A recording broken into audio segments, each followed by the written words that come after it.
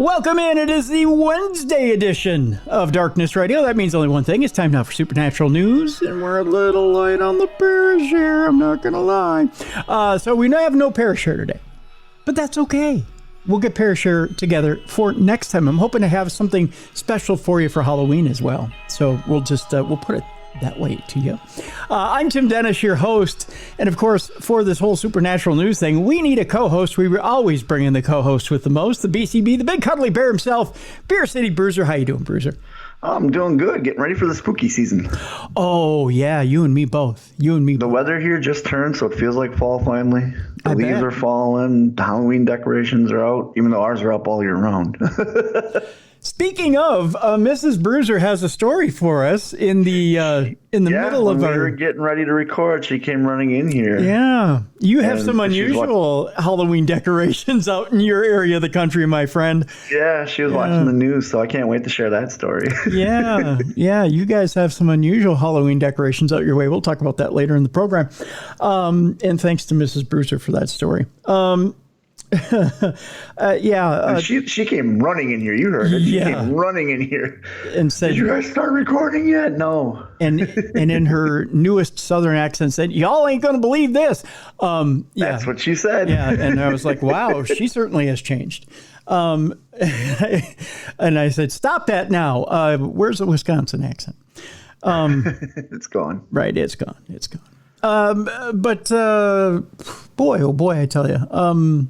Yeah, lots of interesting things have happened this past week. A lot of since we're getting into spooky season, a lot of these spooky movies are out there now. Yes. And we've got a story about how a priest today is talking about how the new Exorcist movie is not good for you. I thought it was the new Taylor Swift movie is not good for our listeners, but evidently it's the new Exorcist movie. We'll talk about that today as well. Taylor Swift's not good for anything. I'm not a Swiftie. It's not good, I know, for Travis Kelce, because evidently his leg won't heal properly, and that has to do with too much stretching. Yeah, too much activity off the football field. That'll do it to you. Wonder what. Yeah. Did you see he made an appearance on Saturday Night Live? Unexpectedly. I did. Both he and Tay did. I did. Yeah, he was out celebrating his birthday in New York. Their first official appearance together in public as a couple, I guess, or something like that. Yep. Yeah. I hate how America latches onto these stupid couples. Yeah. Like, what was it? It was Ben Affleck and Jennifer Lopez and Angelina and Brad, and it's just like, come on, who cares? Not the only couple talk, though, brother, from the weekend. Evidently, Pete Davidson and Ice Spice. Oh. Yeah. Okay. Yeah. Okay. Because, Pete was hosting Saturday Night Live on Saturday. Yeah, and she was the singer. I actually caught a couple bits from it. It's pretty good. She was the musical guest, and from the promos they did for the show, they said that maybe the two of them are together. So there you go. There you go. Now we are your gossip leader here on Darkness Radio. Yeah, we're talking about people. I don't know what a nice spice is. You don't know what a nice spice is? No. I tried to be. They had that Ben Affleck commercial for Dunkin' Donuts where she's on there, and I'm like, what is this? Yeah. Like, was this like a new Spice Girl? No, to me, that's the only Spices. Well, no, I think if I remember right, Ice Spice is the daughter of one of the Spice Girls, if I remember right. No, I'm kidding.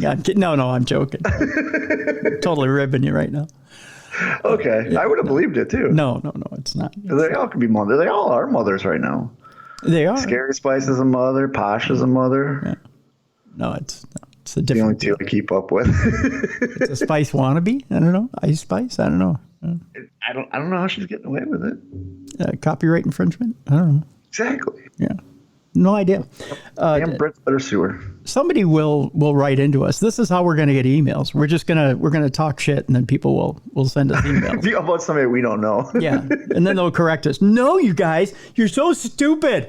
Ice Spice is a cousin of a uncle of a nephew of a sister of a nephew's niece of a cousin of Scary Spice. Yep. I don't get it. Yeah, I don't know. But good for Pete. You know, Pete Davidson is an ugly, ugly man, but he lands some hotties, man. Well, he kind of made fun of it on the show. Did you? Yeah. Did you see the whole Barbie skit? No, I didn't see that. I saw the skit where he returns back to the writer's room. Yeah. And they bring up how he was a stand-up comedian at like 15 or 16 or whatever, and they show it, and they show them, and they're all on Def Jam. He's like, wait a minute, what? By the way, those three guys that do the little movie or the little video skits, Yeah. they have a new movie coming out on Peacock in November. Okay. I wish I had a name for that. I bet they do for that troupe. Those three guys in the writers' They room. probably, you got to think they do. But most of the troops do. That you can see the trailer right now, the exclusive trailer on YouTube, and it's absolutely hysterical. The red-haired guy's dad is Conan O'Brien. Really? Yes. Okay. Yes. Okay.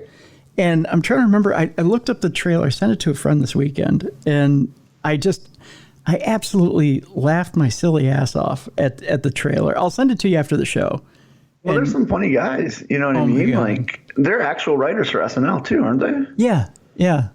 Makes sense. And Conan would be there. Conan was a writer forever. Yep. Yeah. And they Bowen Yang is in it too, of course. But they and it's based. It looks kind of like it's kind of like a treasure hunt movie, and it's kind of got a Goonies feel to it, but it's love the Goonies. It's so funny. It's just the trailer itself is so funny. I hope it lasts, because I hate when movies like the trailer comes out and that's the only funny stuff in the movie. So you're all excited to go see the movie and you go see it and it's like, you know. I gotta think if you've got Conan O'Brien involved, it's funny. It's gotta be. He is hilarious. I started watching him back in college and I haven't stopped. I don't think anything he does isn't funny. I think he's hilarious. Yeah. Yeah. I just, yeah. I got to meet him. He was at a Ring of Honor show. He is large. Yeah, he's a big man.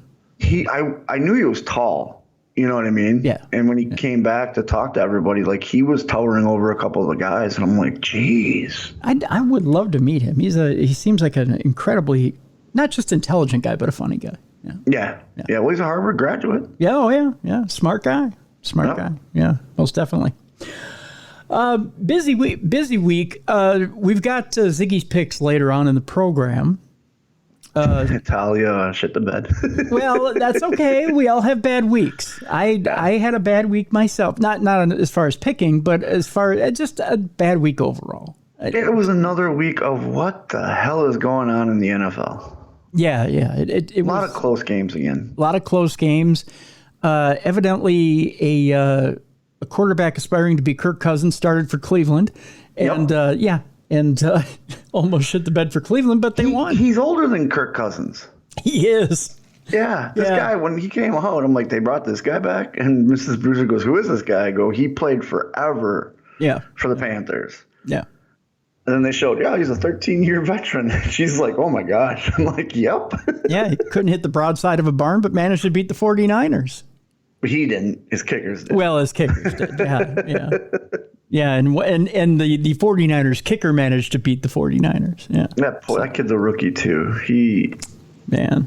At least they got the Vikings on Monday. They'll be okay. And then I saw the worst take possible. First of all, Colin Cowherd, I think, is going senile. Okay. Because he swears that Kirk Cousins is a great quarterback, which I don't know where he's pulling this information from. He's not watching. He's the only one, because the whole Fox guys and all the CBS guys were just shitting on Kirk. As they should. Yeah. As they should. He had a terrible game on Sunday, but the Kirk Cousins apologists are out in droves saying he doesn't need JJ. I didn't see anything that said he didn't need JJ on Sunday. No, he needs JJ. Yeah, it was the defense that won that game straight.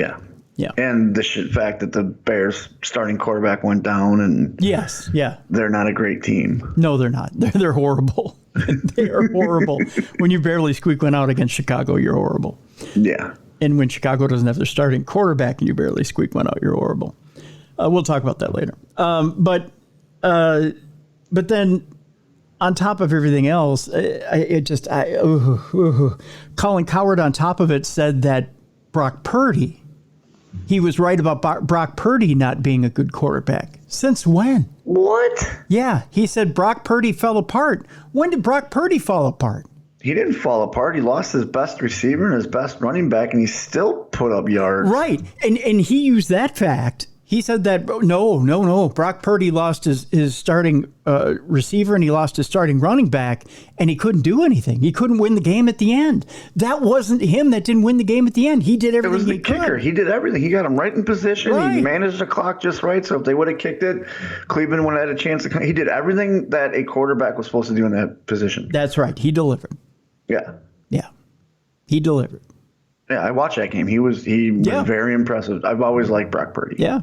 Last guy drafted in the draft, and he's proven to everybody, hey, I should have been number one. Yep.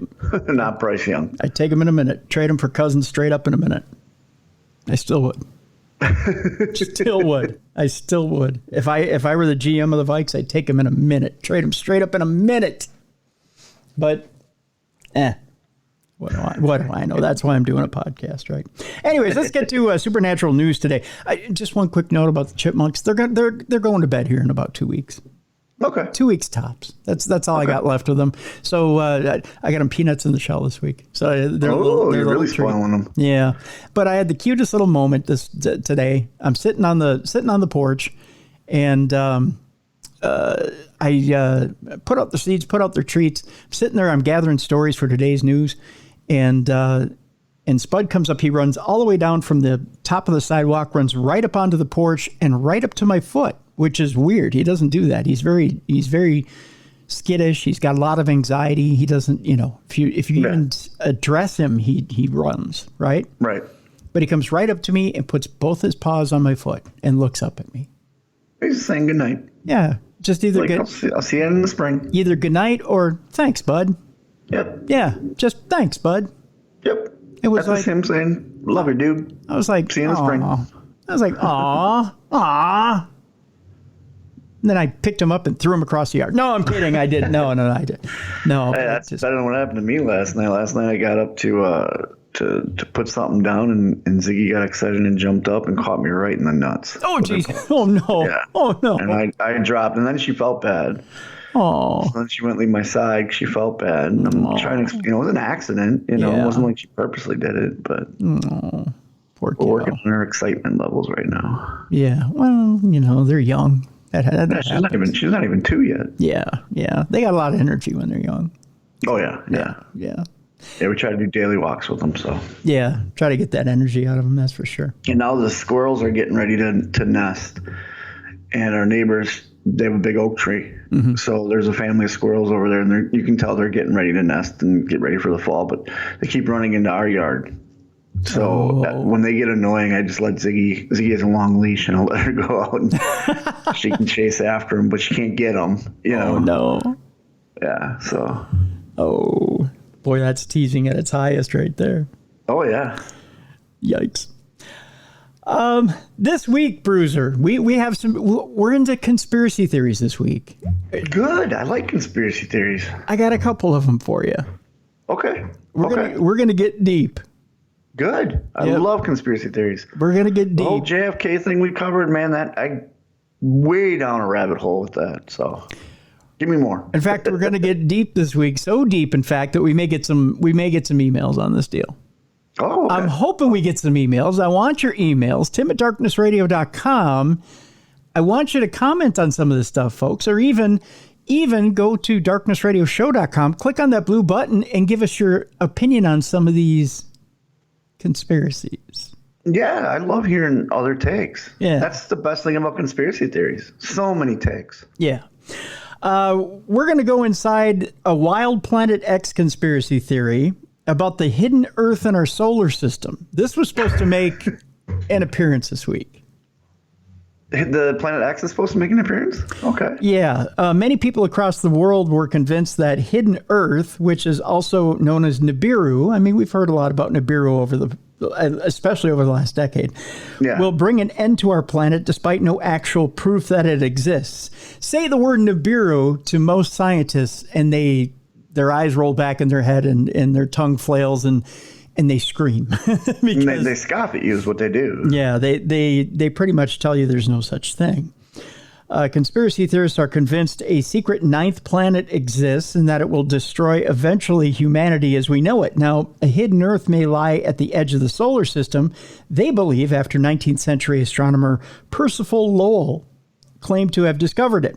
The wealthy businessman suggested that the inhabitants of Planet X made us who we were or who we are today, but predicted there's trouble ahead for the human race. Lowell admitted that he never saw the mystery planet, also known as Nibiru, but he always remained convinced of its existence. When he died in 1916, he left $1 million, a lot of money in 1916. That is a lot of money. Yep, to fund research that would locate the elusive planet. But 100 years on, and with the money all spent, it was concluded that the planet never existed. That didn't stop the conspiracy theorists, and they still have the support of Mike Brown and Constantine, I believe this is Batygin, professors of planetary science at Caltech, who have vowed to continue the research. They even co-authored a paper suggesting the planet is out there. I didn't have a particularly strong appreciation for just how difficult it would be to find Planet 9 until I started looking together with Mike using telescopes, Professor Batygin told the BBC. The reason it's such a tough search is because its most astronomical surveys are not looking for a single thing, in other words, a single planet. It was first predicted that Planet X would cause the end of the world back in 2003, but it didn't smash into Earth, causing its complete destruction as they suggested. But years later, astronomers discovered an object 2.5 times further from the sun than Pluto that adds to evidence of the existence. It is one of the most distant bodies ever identified within the sun's gravitational range. And its unusual orbit supports the theory that there's a huge rocky world 10 times bigger than our own out there. In 2014, when Dr. Scott Shepard and Professor Chad Trujillo sought to explain a strange cluster of 6 small objects in the Kuiper Belt, a field of icy and rocky objects beyond Neptune, their orbits all tilted in the same way, an arrangement that is nearly impossible to generate without the help of some external force. Dr. Shepard and Professor Trujillo, suggested a large planet was lurking in the shadows, warping the orbits of objects that came near. The same team found a similar body whose orbit is being similarly affected. At about 300 kilometers or 186 miles wide, it is on the small side of being a dwarf planet. Dr. Shepard of the Carnegie Institute of Science said, "These distant objects are like breadcrumbs leading us to Planet X. The more of them we can find, the better we can understand the outer solar system and the possible planet we think is shaping their orbits. A discovery that would redefine our knowledge of the solar system's evolution." So, Bruiser, Planet X or no Planet X? That's the question. My question is, though, how's it going to destroy us? If the one guy said that's how we were created almost, now these guys are like, oh, it's going to destroy. I don't get how it's going to destroy us. Well, eventually it'll fall out of a line with the planets and it will crash into us. Isn't that eventually going to happen to all the planets? Like, isn't it eventually the sun's going to explode and we're all going to die in like a billion years? Yeah, eventually. Yeah, I think there's other planets out there, but I don't believe I don't think they'll find Planet X. You don't think so? No? I find that one of the harder ones to believe. It is. Yeah. Because the guy literally said, in the original guy, Percival, had said he had never seen it. He just expects it to be out there. And it was his theory. A theory that he based on certain sciences, yeah. But there are other professors out there that believe the science is somewhat solid, and that's why they continue to, pursue it. Yeah. We'll see. With the James Webb Telescope now, it's pretty hard to hide anything. Exactly. That thing's so powerful, and we're getting such beautiful images from it. Mm-hmm. They just got to aim it towards where they think it is and fire away. Mm-hmm. Mm-hmm. Pretty much. But there is something out there that will possibly, 61% sure, kill somebody out there. Okay. And that's the Starlink satellite system. It's going to kill somebody? Yes, yeah. I guess it's got to eventually fall back to Earth, doesn't it? Well, part of it will, yeah. The U.S. is warning that the Starlink satellites will start killing people and reveals the chance of hitting a human will soon be 61% each year. Really? Yeah. Wow. Yeah. You didn't think when Elon threw that sucker up in space that there'd be that good of a chance, huh? No. So yeah. Elon was probably like, you know what if this was Elon's plan all along? How can we kill 61% of the people? I got it. You think my plan is in motion? You think he's part of the Illuminati? He's trying to get us all down to 500,000? Oh, he's part of the Illuminati. All right. The Federal Aviation Administration spoke out on the dangers of the Starlink satellites potentially injuring humans on Earth. By 2035, folks, debris from low Earth orbit objects like Starlink satellites could fall and injure and kill someone. The FAA said in a report to Congress, the dramatic rise of non-geostationary satellites, particularly those in ELO, pose not ELO, but I was going to say Electric Light Orchestra. No, LEO. I said it wrong. LEO, not ELO. Those in ELO are funky, and I kind of like to listen to them on a Saturday. Those in I really hope one of those satellites doesn't take out ELO. They got good music. Yeah, let's not take out old Jeff, shall we? Particularly those in LEO poses an increased risk to people on Earth and aviation due to re-entering debris, the report reads. In the paper, the FAA claims around 28,000 fragments from Starlink satellites could survive Earth's atmosphere and reach land. What's more, the casualty expectation, which is defined as the number of individuals on the ground predicted to be injured or killed by debris surviving the re-entries of satellites, would be about 0.6 per year. Really? Yeah. This means that one person on the planet would be expected to be injured or killed every 2 years. That's kind of high, isn't it? That is very high. Like, we're just going to have to keep looking up the whole time. Yeah. It's like you're looking for a fly ball every time you go out of the house. What was that? That show Dead Like Me. She was hit by the International Space Station's toilet seat. Yeah. So that's what we're living with right now. You can be walking along and bam, satellite kills you. You got to listen for whistling things coming out of the sky. Whether it be frozen crap from an airplane or a Starlink satellite. And someone's going to TikTok it. Yes, yeah. They're going to be doing a TikTok dance and you can see the flame coming right behind them. And then bang! That'll be it. Somebody post that before I die. And then what's going to happen. People are going to try and recreate it. Oh, exactly. It's a new TikTok challenge. Yeah. The flaming Starlink ending. That's what they'll call it. Yeah. The report concludes that the chances of a satellite fragment hitting and killing someone will rise to 61% each year. Jeez. Yeah. In response, this should be good. SpaceX called the agency's analysis nothing more than the culmination of several egregious errors, omissions, and incorrect assumptions.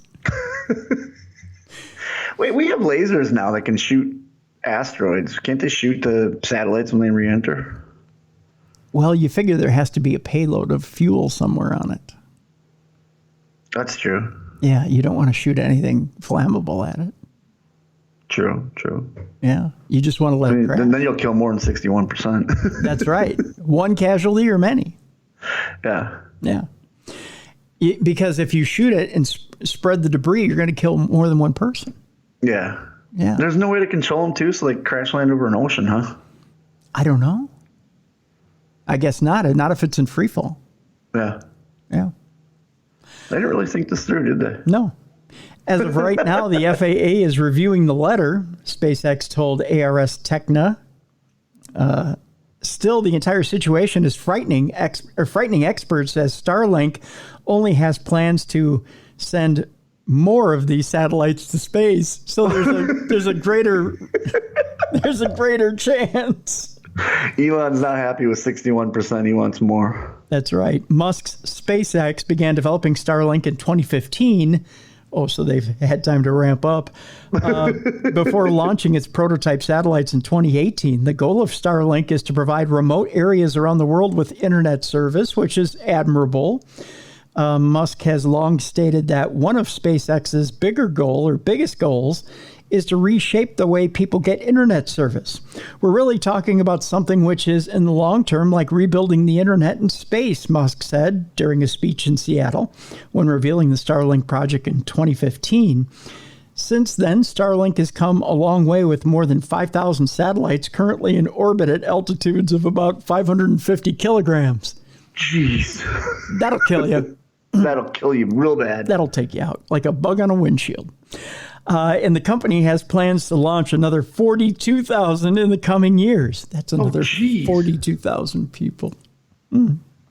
Experts have already noticed the danger of overpopulation space with LEOs. That's true. You actually, when you talk to people inside, people who have anything to do with contracting for any of the space agencies, their main issue right now is being able to launch rockets through overpopulated space. Oh, because there's too many satellites. There's too many satellites, and then there's debris. Yes. That debris doesn't go anywhere. Well, there are dead satellites up there. Yeah, I'm going to say. There are non-operational satellites up there. One 2022 study claimed that Musk's swarm of satellites is obstructing astronomers' telescope views. That's the other problem, is that you can't see through a lot of those satellites in order to get a view of space. And they don't move very fast, do they? No, hardly at all. They follow the Earth's gravitational pull. Yeah, so if you go out one night and you get a satellite, that's it. You're done. You can't wait 5 minutes for it to pass. Yep. In fact, the satellites have appeared as streaks in scientific telescope images quite frequently. There's a growing concern about an impact of low Earth orbit satellite constellations on ground-based astronomical observations, in particular on wide field surveys in the optical and infrared, the study stated. Can you imagine what a mess that is in infrared? Oh, it's just boop, boop, boop, boop, yeah, boop, boop. Everywhere. Yeah. Yeah. In 2019, 0.5% of twilight images were affected, and now almost 20% are affected, according to Dr. I believe this is Prismek Mrose in a statement at the time. We don't expect Starlink satellites to affect non-twilight images, but if the satellite constellation or other companies go into higher orbits, this could cause problems for non-twilight observations. That's insane that there's that many satellites up there. Yep. But you're right. We don't have a way to get them back unless they crash. All right. Hit you in the face. Yeah. So why are they saying these Starlinks are the ones and not like the ones that have been up there for 30 years? Well, they've been up there for the last 8 to 9. Yeah, but I'm just saying, like, why are they the first ones to kill people? Not well, because they're low orbit. And the older ones are the higher orbit. And they've got multi-use. So one satellite may have 50 clients on it, or 100 clients, or 200 clients on it, and they're multifunction, multi-use. They're not going to expire. Yeah. Or if they do, they're going to float off into space. Okay. These low orbit ones, when they're done with their functionality, or if they blank out, gravity's going to pull them down. Okay, so they're still within our gravitational. Yeah, they're still within suck them in. Right. If they're not powered, they fall to Earth. Okay. Yeah. And they end up hitting and killing somebody. Now we got to walk around with hard hats on. Oh yeah, like the hard hat's gonna do something. Yeah. Hey, you never know. We're gonna have get a metal one. We're gonna have to develop those force fields quicker than we thought. Another conspiracy, Bruiser. Actually, I have a presentation on this that I do. Oh, really? It's about UFOs and aliens in Renaissance art. I've heard this. I've heard this conspiracy theory. I've heard it in Renaissance art, and I've heard it in hieroglyphics. Mm-hmm. This one, however, has to do with an alien face hidden in the Mona Lisa. Okay. Okay. Conspiracy theorists now claim that UFOs and ETs are lurking in 6 famous artworks. We'll talk about these artworks briefly, but we'll talk specifically about the Mona Lisa and where they think that there is a UFO hiding in it. Conspiracy theorists have long claimed that several famous artworks feature hidden depictions of aliens, and I point these out in this lecture. Leonardo da Vinci is known for creating arguably the most famous painting in the world, which is the Mona Lisa. And I think I'll post this in the description of this program so you can see exactly what we're talking about. You can follow along as we're reading this article. Okay. The 30 by 20 inch masterpiece has been studied by, and it's a very small painting if you've ever seen it in person. The Mona Lisa? Oh, yeah, yes. I've heard that. Yeah. I've heard it's very disappointing in person. Hey, now, she tries her best. And I heard, like, you can't get close to it. It's behind all this glass. And yeah. But it is satisfying once you see it. You know what I mean? The 30-inch by 21-inch masterpiece has been studied by art historians for generations. However, some people think that the painting and a few others by other famous artists hides evidence of aliens. In the Mona Lisa, if you apply a filter and mirror the image, you can spot a creepy alien face over Mona Lisa's shoulder. This bizarre theory was put forward. It's staring at her. Like, hey. I'll show you here in a second. So you can see it. The bizarre theory was put forward by the YouTube channel Paranormal Crucible, who evidently don't have much to do during the day. Just saying. In the video, the creators claim if the painting's colors are manipulated, again, there's manipulation going on here. Okay, so you gotta, it's not just flat out there. It's not available to the naked eye. If the painting's colors are manipulated, certain creepy images become apparent. So again, you have to make a trick of the eye in order for it to happen. And that can be with anything. Right. Like you can make anything with a trick of the eye and proper lighting and whatnot. Right. There are other paintings out there, though, that... let's just say it's more obvious. Okay. From 1475, there's St. Wolfgang and the Devil. Okay. There's a painting called The Baptism of Christ in 1710, which you would go, well, wait a minute. Where's the alien in that deal? Where you have to look, and I'll show you, Bruiser, at the top of the painting. Oh, yeah. Yeah. That looks like a UFO. Yeah, it looks like it's the wheel within a wheel, and then there's light cascading down from it upon the baby Jesus. Yeah, it's the beams. Yeah. And it's one of those things where you go, whoa, wait a minute, right? Yeah. There's I'm probably not pronouncing this right either. Is it Svetoshovile Cathedral fresco from the 1600s? Now, in this painting, it's a little less obvious, but it is in the background. Can you see it? No. Oh, up on the left there? Yep, up in the left-hand corner. It looks like a moon. Kind of, yeah. And a lot of UFO representation in the Renaissance art is made to look like a moon. So you don't know if it's representing a moon or if it's representing an actual UFO. But a lot of times, what they say is a UFO or a craft which is taking off could be the representation of the moon. Okay. So it's hard to tell.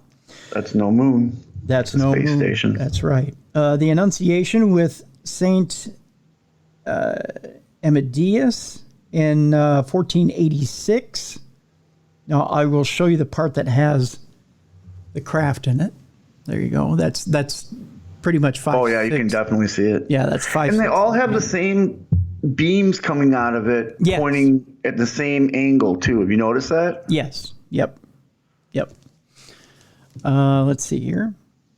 And then from 1350, the Crucifixion of Christ. This is the one that... Oh, yep. You can see they look like comets. Right. And that's the other thing that they look like, too. They look like comets. But and let me see if I can blow this up here. Inside the comet, you see a man. Oh, there's someone sitting in it. Yes, there's someone sitting in it. Yeah, and that's not human either. It doesn't look human. Right. So what Well, the figure is balled up within the craft. Yeah, it looks like he's sitting in a cockpit. Right, and he does have hair, but there's not a lot of detail behind it. Maybe because they didn't get a good look at it. Maybe. But it has blondish, orangish hair. Yeah, it does. Yeah.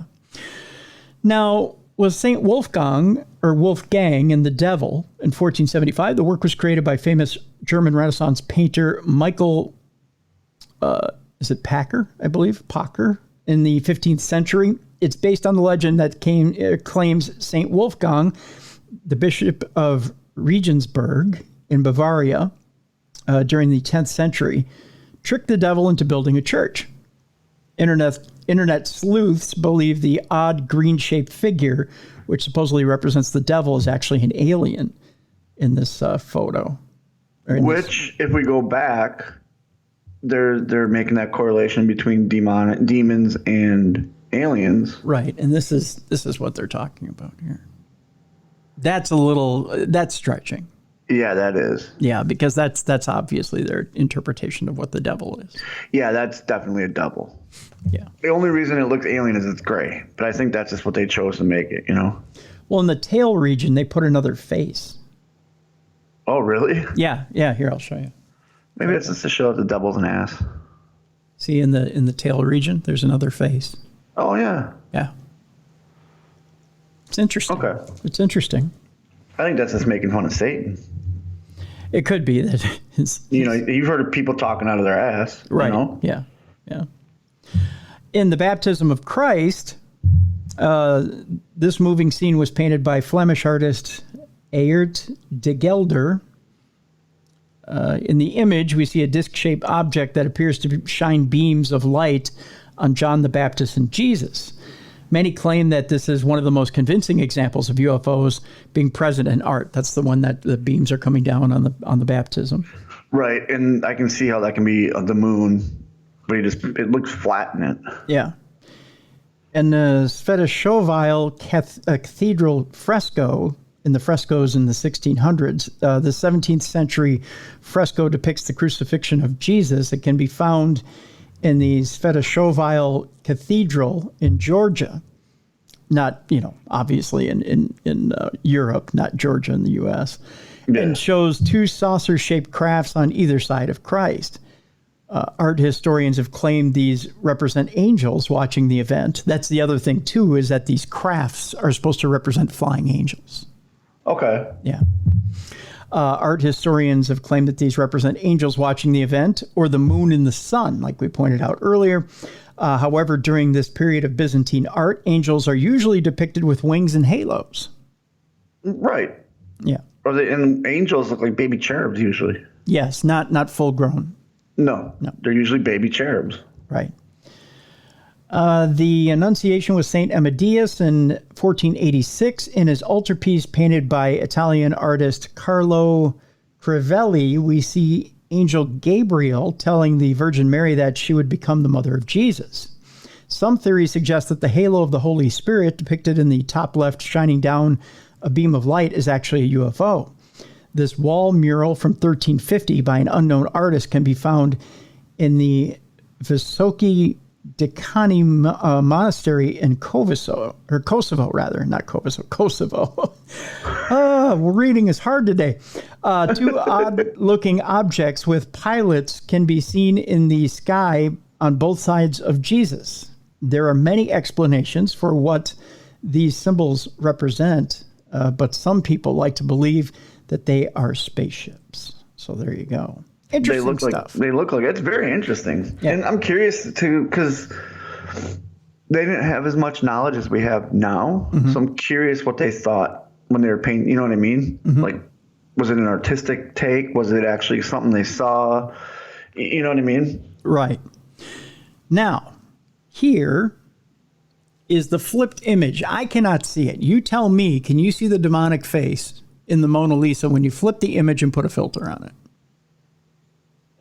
No. I don't. I mean, she looks a little more evil, and it looks like a snake on her by her arm, but no, I don't see anything. You don't see it? Okay.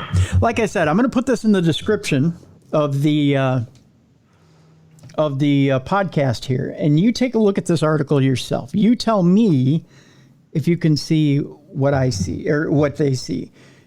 Here's a close-up of what they claim they can see when you see the mirror image. This is what they claim they see. I don't see that at all. No, and I'm trying to look to see where they... It looks like the Danzig logo. Yeah, it does. I think... You know what? This may be at the... Is this at the crux of the... I don't know. Okay, here. So I'll blow it up again. Tell me where you see that. I don't see it. I can't see it anywhere. I don't know. In the interest of time, we'll move ahead. But I just don't see the alien head that they're looking for. Yeah, that's a stretch. It is. And again, they're running it through a filter. They're using a color filter. They're flipping it. They're doing a whole bunch of manipulation to it. Yeah, and when you do things like that, of course you're looking for things. Exactly. Yeah, of course you're going to look for things. Again, we're gonna post this article in the description of the program, so you can see the UFOs in Renaissance art for yourself, and you can get an idea of what we're talking about. Now we go to Mexico, Bruiser. All right, south of the border. South of the border, where we were talking about those mummified, what they called aliens at one point. And we thought was cake, yep. That we thought were cake. They look delicious, by the way. They do. It could be, I always thought it was going to be tres leches cake. Is that how you say it? Or tres leche cake? Tres leche, yeah. Yes, yes, the 3 milks. Yeah, oh yeah. Oh, delicious. I always thought it was tres leche cake. Yeah, I thought it was a very good, like a German chocolate cake. Oh, yeah, with vanilla frosting, where if you cut into it. Yeah, of course. Well, it turns out we all may be wrong. Really? Yes. Now, the mummies that were found in the mine and presented in Mexico are feared to be scarier than aliens, if you're ready for this, Bruiser. Okay. I'm ready. The exhibits identified as alien corpses and paraded in front of government officials in Mexico are feared to be scarier than aliens. Will Galison is what it is. I almost said Gaison, but it's Galison, who is a UFO enthusiast, reportedly saw the mummies firsthand after they were retrieved from a mine in, I believe, is it Cuzco, Peru? And presented in Mexico. His alternative theory is that the corpses are 1,000-year-old dummies made from animal remains, possibly for ritual purposes. Okay. All right. I'll give him that. I can see that being man-made out of animal remains. Sure. Mexican journalist and UFO researcher Jaime Maussan, who also has been tracking suspected ET activity for decades, previously said nearly a third of their DNA is unknown. Mr. Maussan said the so-called creatures were not part of our terrestrial evolution. Now, if it was made from animal remains and there were multiple animals, of course you wouldn't be able to track DNA, or it wouldn't be of terrestrial origin. Exactly. Because you'd have you'd have DNA soup going on there. You wouldn't be able to track it from anywhere. No, you're just mixing it all together. Right. But Mr. Galison, a friend of an archaeologist who analyzed the mummies, said that he doesn't believe that they are aliens. Mail Online reports Mr. Gallison's belief the ancient Incans may have made the corpses as a recreation of some form of being that they once encountered. Which makes sense, because they didn't have photographs back then. Right. So they might have made a dummy to say, hey, we ran into these beings and this is what they looked like. So we made a statue of sorts. Yeah. Yeah. Or, hey, we're afraid of these, so because we don't know what they are, we can worship them. Here's, Yeah. It's an idol. Exactly. Yep. Yeah. Yep. It's an idol. Speaking this week, Mr. Galison said the mummies shown at the conference were created with a mix of human and animal bones. The reporter added they found one bone in the arm of one of the mummies that clearly was not the organic bone that was there. So that raises the question, is the rest of it fake? Okay. All right. The alien enthusiast said that the mummies were clearly put together. However, it is hard to decipher if it was by someone in this century or part of an authentic ritual in Incan culture.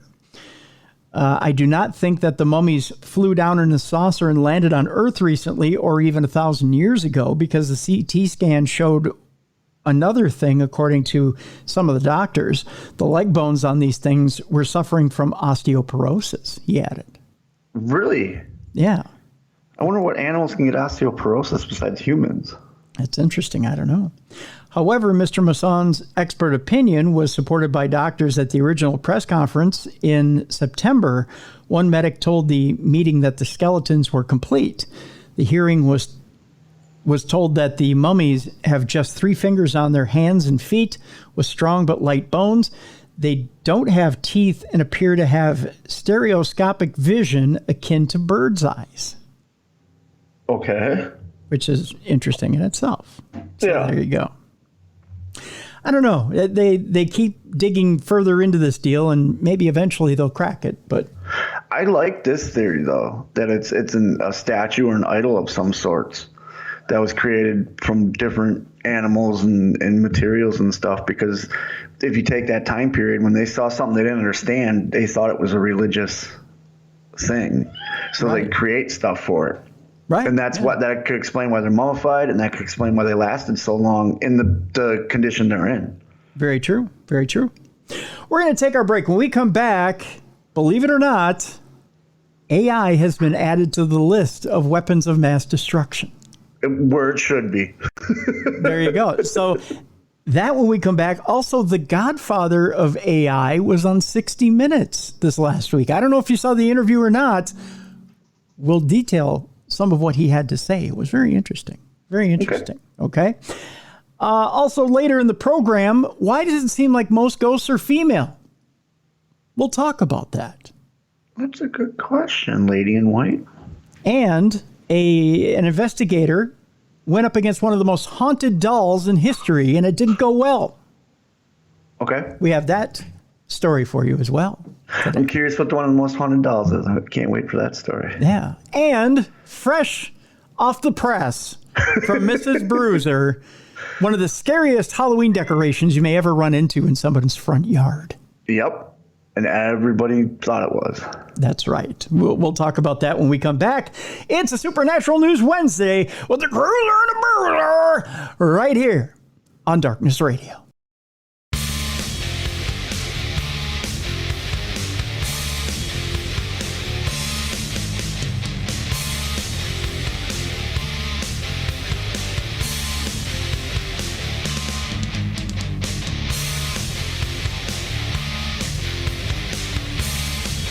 Welcome back. It is Supernatural News on a Wednesday, right here on the best in paranormal programming, Darkness Radio.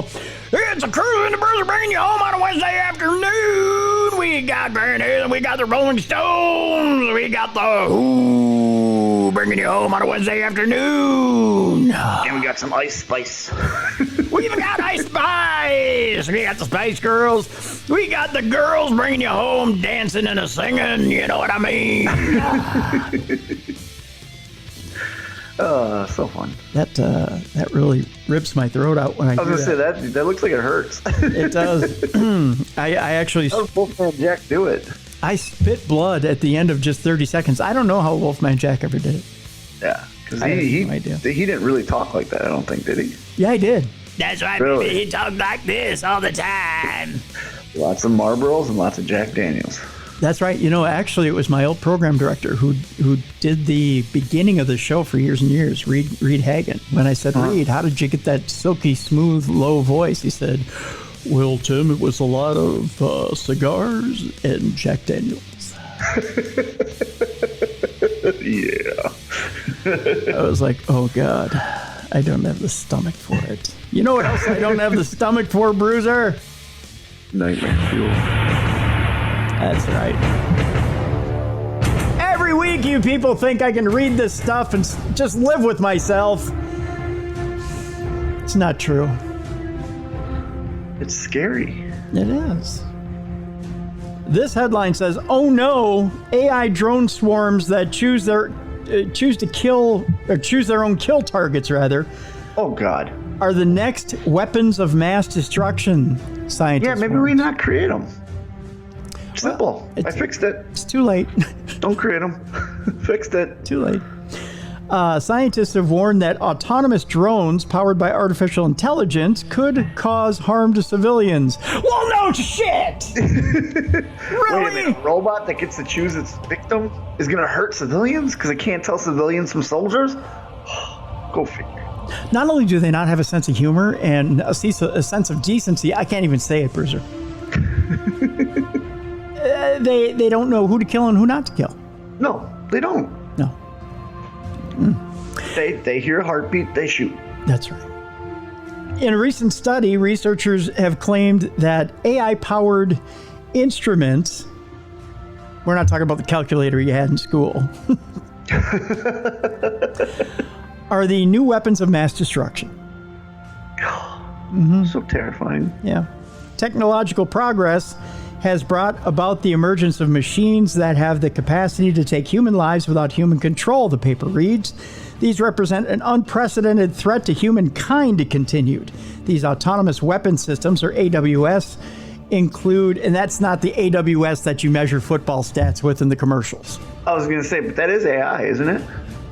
Technically, but it's a good kind of AI that you can cheat on your fantasy football team with. Okay. I guess. These autonomous weapon systems include AI drones that are already developed by countries like the U.S. and China. Drones are aerial devices that initially were controlled remotely by a person. However, now they work autonomously without human control. Oh, sure, they get up in the sky and make pretty designs for your party, but then they shoot at you and kill you. Yeah, they get you happy. Like you're excited. Oh, yay, it's my birthday. So they go up and they form happy birthday. And then all the guns point at you. They go, now you die. Now is it so happy? Is it so happy now? And then if you're dead, they just go back to their charging station like a job well done. Yep. They pat themselves on their own little back. Yep. With their gun. Insect-sized drones that are reduced to undetectable devices capable of administering lethal biochemical substances through their stings. So it's not even guns. It's they're going bio with it. Yeah, so you don't die quickly. You basically bleed from every orifice and your butthole comes out and your nose just starts flowing with blood and your brain starts coming out your ears and your liver, you pee out your liver and Sure, I don't know that we needed the graphic description, but okay. They're capable of administering lethal biochemical substances through their stings, are also of concern to the researchers. They note that science and society are challenged by unprecedented technologies because they might not always be developed responsibly. Really? So then why are they developing them? That's the thing I don't get. You know there could be a problem. There's a possibility of a Jurassic Park happening here. You know what I mean? Yeah. Where you have good intentions. Yeah. But then you have to factor in human error and human, I'm mad at this guy, so I'm going to send this drone. Just this one time. It'll just be this one time. Yeah. We won't do it again. We swear. Yeah. Look at how that worked with the nuclear bomb. Yeah. Who do you suppose the Oppenheimer of AI is? Well, whoever the Godfather is, the one that was in 60 Minutes. True, the guy we're going to talk about, I suppose. Yeah, the guy that literally came out and said, hey, it's learning too fast. We have to slow down. True. The potential consequences of deployment of AWS for citizen stakeholders are incommensurable, and it is time to raise awareness in the public domain of the kind of potential threats identified and to encourage legal policies ensuring that these threats will not materialize, the paper went on to read. So will it, since it's powered by AWS, do you think that when it kills you, it gives you your stats for your fantasy football team? I think it does right before it kills you, yeah. Just to let you know how you're going to do next week. Yeah, like Patrick Mahomes can throw the ball in 3 seconds at an angle of 45 degrees for 104-yard, Yeah, but you won't be alive to see it. But Well, no, they time it out. They make sure that they don't give you the butt exploding, germ infested, brain oozing out of your ears injection till you know, because they get your hopes up. That's AI's thing. They want to get your hopes up and then kill you. They're like, by the way, would you like to shit out your nostrils or your butthole? Yeah, it's not good. By the way, we were talking about this earlier on a different show about AI being used by lawyers. Oh yeah, and it lied. Yeah. Well, guess what? The lawyer got fired. There's a high-priced lawyer that decided to use it. Oh God. He got caught with his pants down. Good. A lawyer representing a well-known hip-hop star is accused of using AI in a major case and botching the most important portion of the trial. I really hope it's Tupac or DMX's lawyer, and it's their hologram that he's trying to fight for. So the AI and the hologram are turning on this guy. It's even worse. Okay. A Fugees rapper convicted in a multi-million-dollar political scheme this spring is seeking a retrial after his defense lawyer apparently relied on AI to draft his closing arguments, botching the single most important portion of the trial. Because it's not his life on the line, it's the other guy's. It's Pras Michelle's life, yeah. He filed a blistering motion on Monday accusing his former attorney, David Kenner, of bungling his closing arguments in the high-profile trial last April.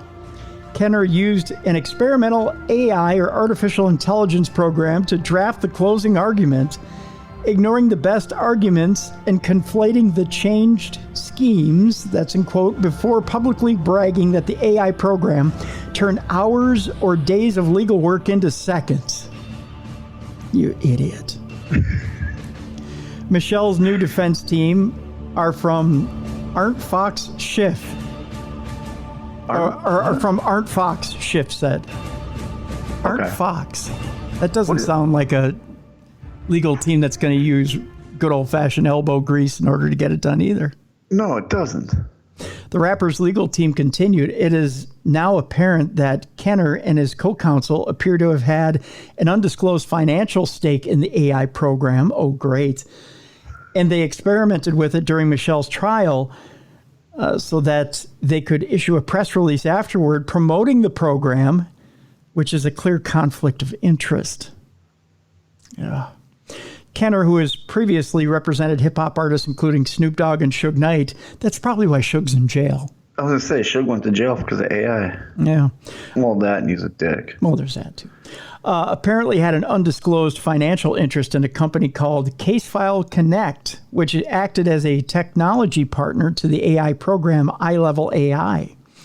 The brief asserts that Kenner and his co-counsel, this is Alon Israeli, used Michelle's trial as an opportunity to promote Casefile Connect, which Kenner reportedly revealed to the courtroom at the end of the trial, according to a declaration accompanying the brief written by former federal prosecutor and Arndt Fox partner Peter Zeidenberg. Do you think he handed out comment cards? Yes. Ladies and gentlemen, this was done by AI. Please comment what you thought of my closing statement. Rate in that card so we know what to report back to the AI company. Rate my brief. Zeidenberg pointed to a press release from iLevel that included a photo of Michelle and boasted that the company's technology made history by becoming the first use of AI in a federal trial. And it failed. Miserably. In the announcement, Kenner is quoted as saying the AI program turned hours or days of legal work into seconds and called his use of the program a look into the future of how cases can or will be conducted. I want to make sure I quote that right. The news release fails to mention that Michelle was convicted on all 10 felony charges he faced. Oh. This is not a good representation for the AI thing. No, including trying to persuade the Trump administration to drop an investigation into Malaysian businessman Zhou Lo. Zhou Lo. Federal prosecutors claim that Michelle received approximately $100 million from Lo, dubbed the Asian Great Gatsby, and illegally contributed Lo's money to American political campaigns, including President Obama's 2012 re-election campaign. Okay. Yep. In addition to the alleged AI closing argument, the brief accuses Kenner of not preparing enough for the complex white-collar case and outsourcing trial preparation from inexperienced contract attorneys, at a company co-founded by his co-counsel, who just happens to be an old friend of his. Michelle's new attorneys... This is just getting worse and worse the more and more you read. It's horrible. Michelle's new attorneys now say that because of Kenner's poor representation, he never had a chance. No, he didn't. That's horrible. And you know what? They're going to continue to use it. It has no, until it's an absolute 100% proven technology, it has no place in a courtroom. It has no place in a surgical theater. It has no place anywhere where anyone's life is at stake. Exactly.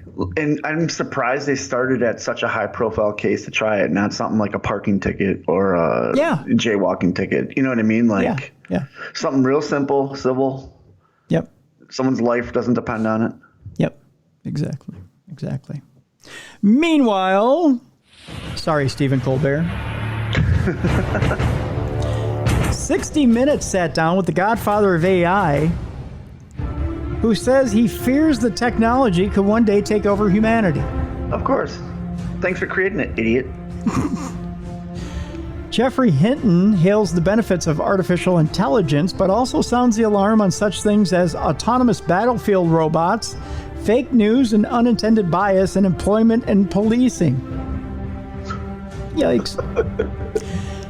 Fake news. Jeffrey Hinton, who has been called the godfather of AI, sat down with 60 Minutes last Sunday to break down what artificial intelligence technology could mean for humanity in the coming years, both good and bad. Hinton is a British computer scientist and cognitive psychologist, best known for his work on artificial neural networks, aka the framework of AI. He spent a decade working for Google before leaving in May this past year. He cited concerns about the risk of AI, by the way, when he did. Yeah, I remember that. Yeah. I remember that story coming out. Yeah. Here's a look at what Hinton had to say to 60 Minutes interviewer Scott Pelley. We'll just hit the highlights here. After highlighting the latest concerns about AI to set up the segment, Pelley opened the Q&A with Hinton by asking him if humanity knows what it's doing. No, Hinton replied. I think we're moving into a period when for the first time ever, we have things more intelligent than us. Hinton expanded on that by saying he believes the most advanced AI systems can understand, are intelligent, and can make decisions based on their own experiences. When asked if AI systems are conscious, Hinton said that due to a current lack of self-awareness, they probably aren't, but that day is coming in time. Oh, jeez. Yeah, and he agreed with Pelley's take that subsequently and consequently, human beings will be the second most intelligent beings on the planet. Thanks for creating a jackass.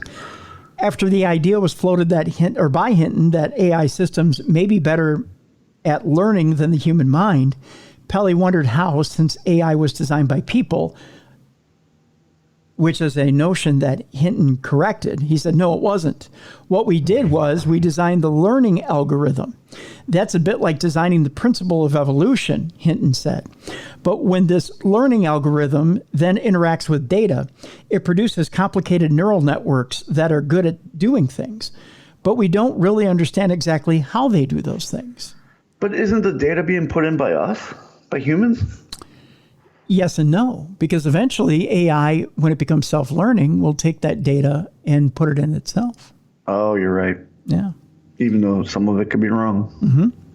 Hinton did say that some of the huge benefits of AI have already been seen in healthcare, with its ability to do things like recognize and understand medical images along with designing drugs.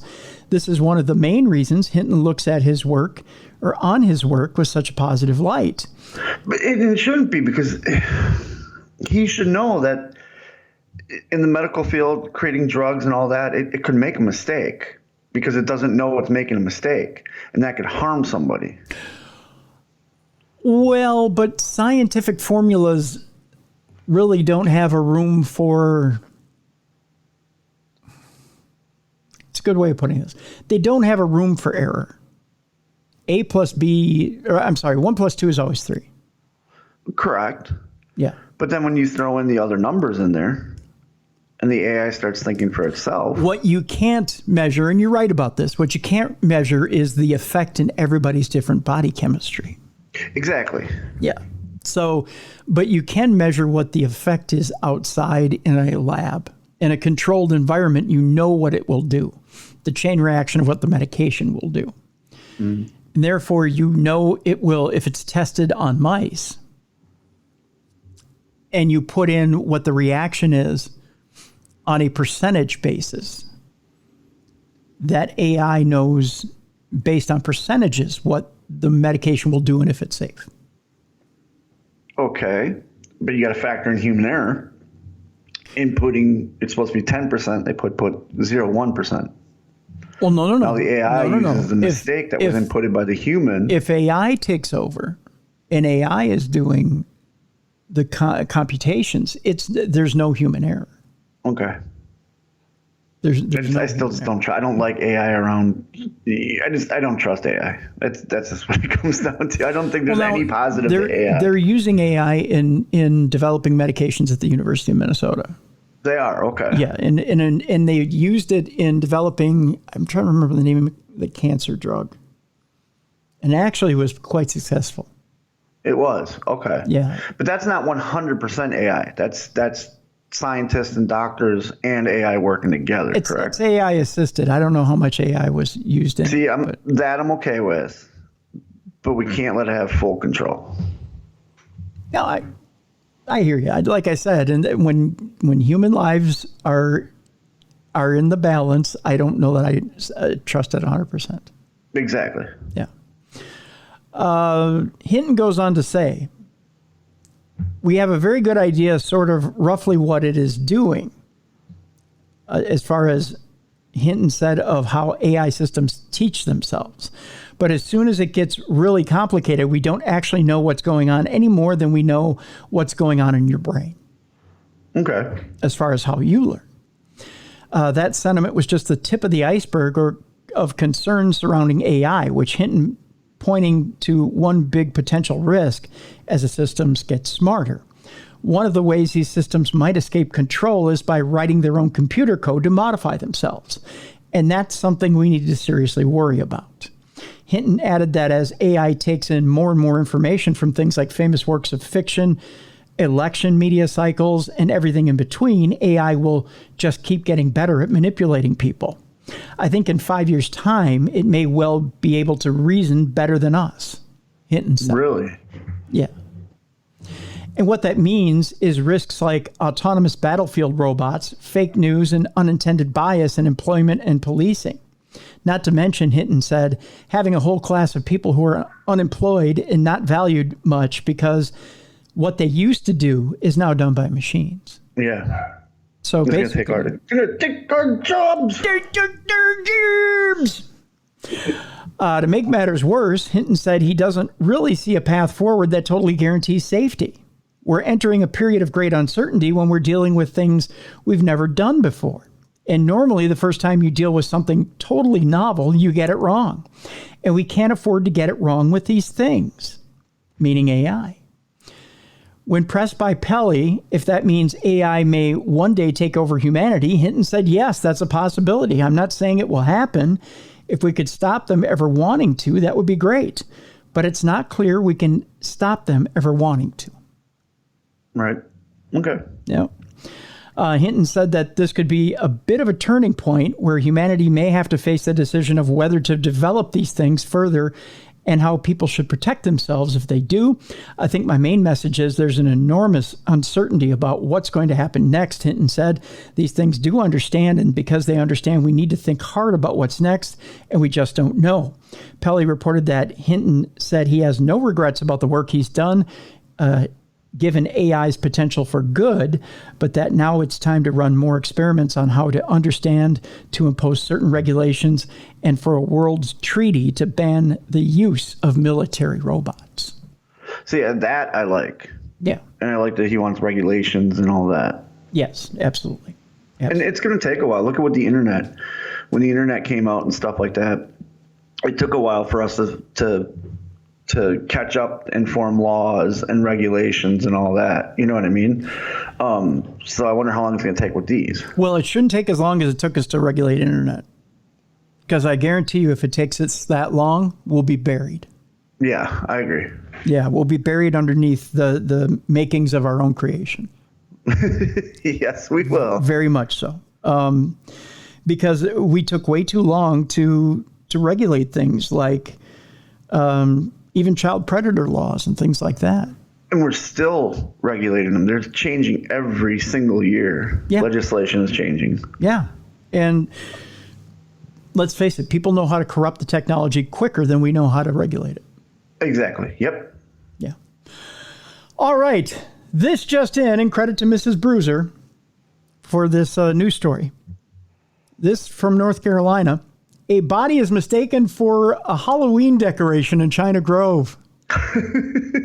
Now, you want to talk about creepy. Okay, so you've got the kids. You're out trick-or-treating. Yeah. You walk up to a house. Okay. I'm just saying this is a for instance. That this didn't actually happen, but you walk up to... and people have amazing Halloween decorations this time. Oh, yeah. I've seen a few out here where it's like, that is so cool. Yeah, yeah. And people even, I mean, they dress up.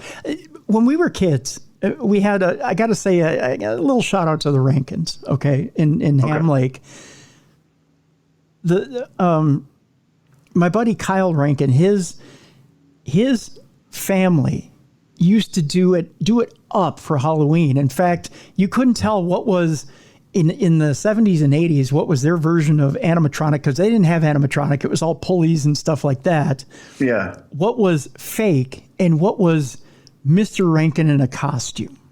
My dad was that way. Yeah, in the front yard and just standing absolutely still. And then all of a sudden, boom, out of a corner, there he is, and absolutely scaring the crap out of you. Yeah, my dad did that. Every year he'd put 2 scarecrows on the front porch. And he would be one during when trick or treat would happen. He'd get in one of the costumes. You didn't know which one.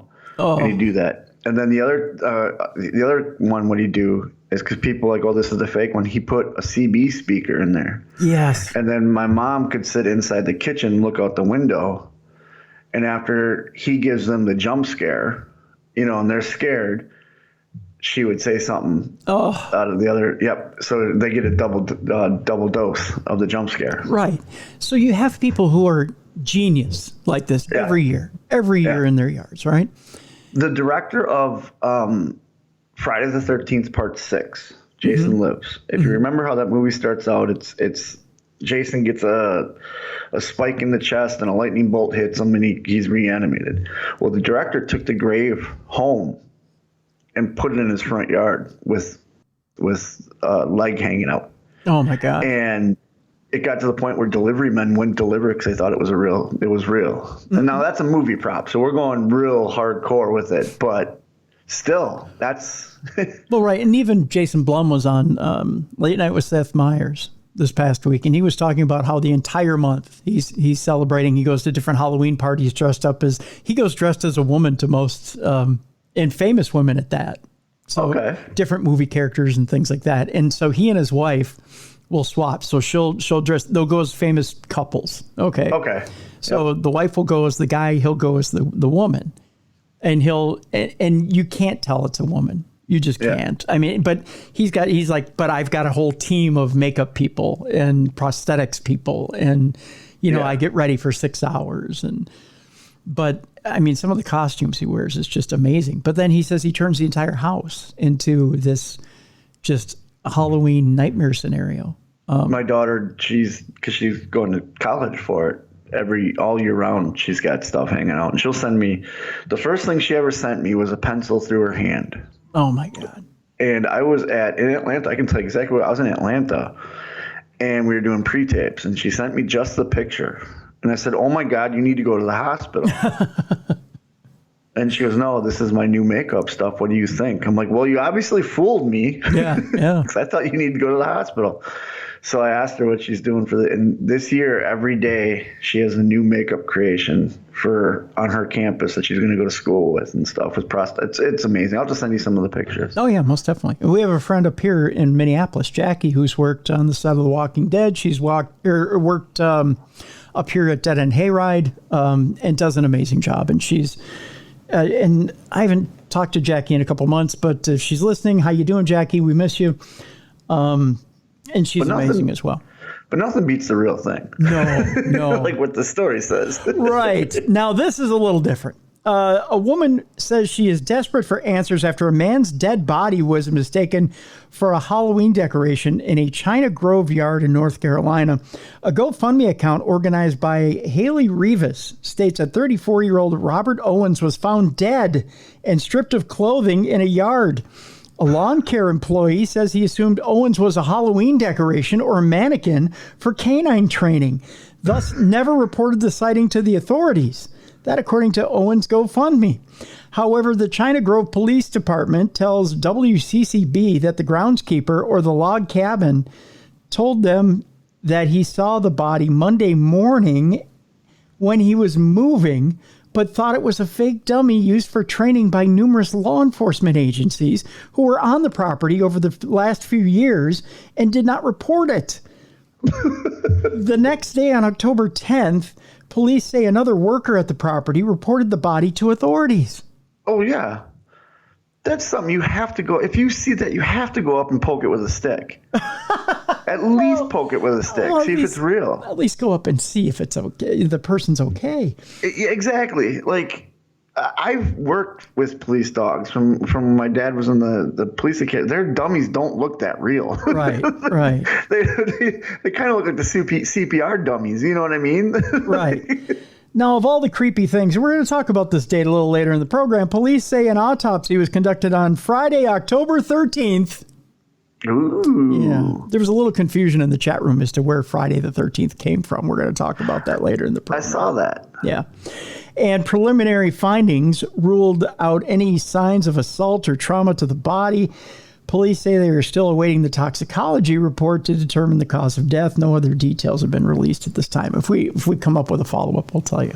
I bet you he died of either an overdose or natural causes, and somebody thought he was just a mannequin, so they took his clothes and left him. Well, what could be scary is it might have been a murder, too, and maybe somebody threw him out.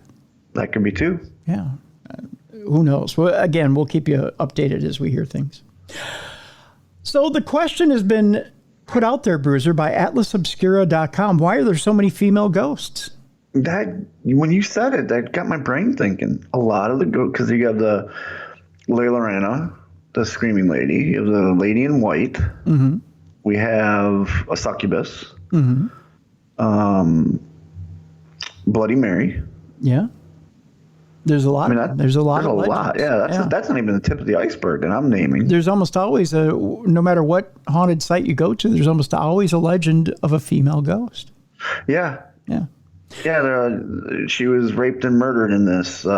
She was a prostitute that did this. She was a young girl that fell down this or whatever. Mm-hmm. Well, female ghosts seem to dominate the afterlife. Whether the spirits are real or not, the reasons for the disparity could be revealing. It says here, if you drive south of San Antonio, Texas on Applewhite Road past the fire station and the Toyota plant and pull over just shy of the Medina River, you can walk a few hundred feet through the tranquil forest and patchy sunlight to where a small bridge crosses a burbling stream and just out of sight of the highway. There, on certain evenings, when the last rays of light cut through a deepening shadow and the sound of the wind has faded from the treetops, you may have an experience you cannot easily explain. A rustle in the undergrowth, a flicker in your vision, the distinct clopping of hooves, and you may not see her, but as many visitors report, okay, this isn't a scary name, but the donkey lady was nearby. The donkey lady. The donkey lady is somebody you see at a Tijuana show. Yes, exactly. You go to the donkey show. Yeah. This quirkily named phantom has for decades been said to haunt the San Antonio Bridge. Visitors report the sound of hoofbeats and distant screams. Oh, God. And I just think donkey lady and distant screams. And again, I go back to Tijuana. That deserves one of these. There you go. And the presence of a specter, her face and body disfigured, lurking nearby. Some even claim to have found hoof prints on their cars, which is interesting. Despite the apparent danger. Wait, so she's taking her donkey and oh, come on. go over your car. No. Despite the apparent danger, or perhaps because of it, the Donkey Lady Bridge has become a popular spot with locals eager for a ghostly encounter and a tourist attraction of sorts. Well, it's either eager ghost hunters for a ghostly encounter, or it's a bunch of drunk frat guys that got lost and just thought, hey, let's go see a donkey show. No. Maricela Barrera, who is a San Antonio-based artist, said, when I moved to San Antonio in 2002, the first stop that my friends brought me to was not the Fiesta or the Riverwalk or even the Alamo. It was the Donkey Lady Bridge. Well, now I know it's there. Next time in San Antonio, that's where I'm going. I got to go there, too. I got to see it for myself. I'm literally going to Mrs. Bruiser, hey, let's go see a donkey show. No. As one version of the story goes, the Donkey Lady is the ghost of a woman who lived outside of San Antonio more than a century ago, raising donkeys on a farm by herself. She died in a fire that left her body horribly maimed, and unable to find peace, her spirit lingers near the bridge. For Barrera, the supernatural persistence, similar in some ways to the stubborn animals the unnamed woman raised, is a measure of her spirit's strength. The Donkey Lady stands her ground, she says. She's so strong-willed that she could survive despite her circumstances. Real or not, the Donkey Lady is also representative of a curious trend found throughout American folklore. A significant proportion of ghosts, from the omnipresent Lady in White to the spectral Mrs. Spencer, who haunted Joan Rivers' New York apartment, are women. There is no conclusive database of hauntings to reference, of course, though perhaps there should be. But browse through lists of haunted places and famous ghosts, and you'll notice a distinct bias. It does really seem that the numbers are skewed more towards female ghosts, said Leanna Renee Heber, who is a writer and co-author of A Haunted History of Invisible Women, True Stories of America's Ghosts. Potential explanations range from the supernatural to the mundane. Do women's souls have more sticking power? Are women more motivated to return after their mortal coil has been shuffled? Are female ghosts more memorable to us? Or perhaps we're more likely to think of a woman in a white dress when we see an errant patch of fog or ectoplasm. It could be, as Gothic master Edgar Allan Poe once wrote, that dead women are simply more emotionally resonant than dead men. The death, then, of a beautiful woman is unquestionably the most poetic topic in the world, Poe wrote in his essay of The Philosophy of Composition. Whatever the reason, the preponderance of ghostly women is interesting for much the same reasons that ghosts themselves are interesting, regardless of your belief in the supernatural. There's a saying that seeing is believing, but it's equally true that believing is seeing, says Anna Stone, who's a psychologist and researcher at the University of East London. Our ghosts are a reflection of our own beliefs about what ought to be happening, which is our own desires. What then is the most common thread that unites feminine specters like Gertrude Treadwell, who haunts the Merchant's House in New York City, the Bell Witch that tormented the Bell family in Tennessee, and the undead forlorn lover said to claw at cars passing over Emily's Bridge in Vermont? Like women's evolving role in society, the answer is complex. There's just like layers and layers and layers of the way female identity, as it's constructed in Western society in the last 2 to 3 centuries, overlaps and intersects with the deathly, said Andrea Janes, who runs the ghost tour companies Burrows of the Dead and co-wrote A Haunted History of Invisible Women with Heber. One big factor could be the gravitational pull of the Victorian era, when ghost stories abounded on present-day culture. It was a time when gender roles were becoming tightly confined, Heber says, in response to a changing industrial society. That meant women were more tightly tied to the domestic sphere in their houses, and even after death. In a time before funeral parlors, it was often women who washed and prepared the dead, further strengthening their connection with death. Add to that a predilection toward romancing death, as Poe did, and you've got a formula for memorable dead women and their ghosts. Women also took a more central role in the otherworldly around this time, Heber says. from their involvement with the spiritualist movement as mediums to a growing cadre of 19th century authors like Rhoda Broughton and Charlotte Riddell, penning stories populated by phantasms and spirits who were often women. The pump was primed, as it were, for women to be involved in ghost lore because they had been directly involved in creating it, Heber says. A ghost's purpose has shifted over time, too. In medieval times, ghosts were manifestations of cautionary tales. A woman might return as a ghost if she transgressed society's boundaries or committed a perceived wrong. Think, for example, of Anne Boleyn's ghost wandering Hampton Court with her head under her arm. Those cautionary tales cut both ways. In medieval times, being a ghost was typically a punishment for misdeeds, real or perceived. Later, it was ghosts like the Bell Witch, rumored to have been killed, Bell family patriarch John Bell doing the punishing. We have an innate sense of justice. We all do, Stone says. We like to see bad people punished and good people rewarded, however long it takes. For a woman abused by her husband or cast out by her community, the post-mortal realm may have been the only avenue for recompense available. Her story, relayed by women to their family members and friends, could then serve as its own kind of healing. There's some kind of comfort in the fact that you can haunt someone forever if they failed to meet your needs in life, Jane says. Ghost stories are also a means of preserving history.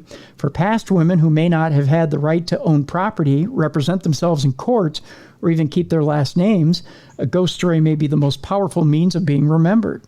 As ghosts, women have a staying power. They have a voice, Heber says. In San Antonio, that voice became literal in 2018 when Barrera established a hotline for San Antonio residents to call and leave messages about their encounters with the donkey lady. Some lucky callers, the donkey lady even picked up for and talked back, believe it or not. The donkey lady did? Yeah. Oh, okay. The hotline received thousands of calls, Barrera says, and the responses revealed a community with a diverse and sometimes contrasting opinion. The donkey lady received marriage proposals, she said. She received... I love you and your donkey. She received sweet messages. She received laughs. She received, believe it or not, racist messages. Oh, gee, of course. Of course, yeah. The donkey lady story, as originally told, reflects some stereotypes of female ghost stories. Stereotypes that also reflected in haunted house attractions. She was seen as a spinster, an independent woman raising livestock in male-dominated ranching country who may have been marginalized by her community. Her death was gruesome, perhaps befitting her status as an outcast. But the donkey lady also embodies the strength and resourcefulness of women who struck out on their own.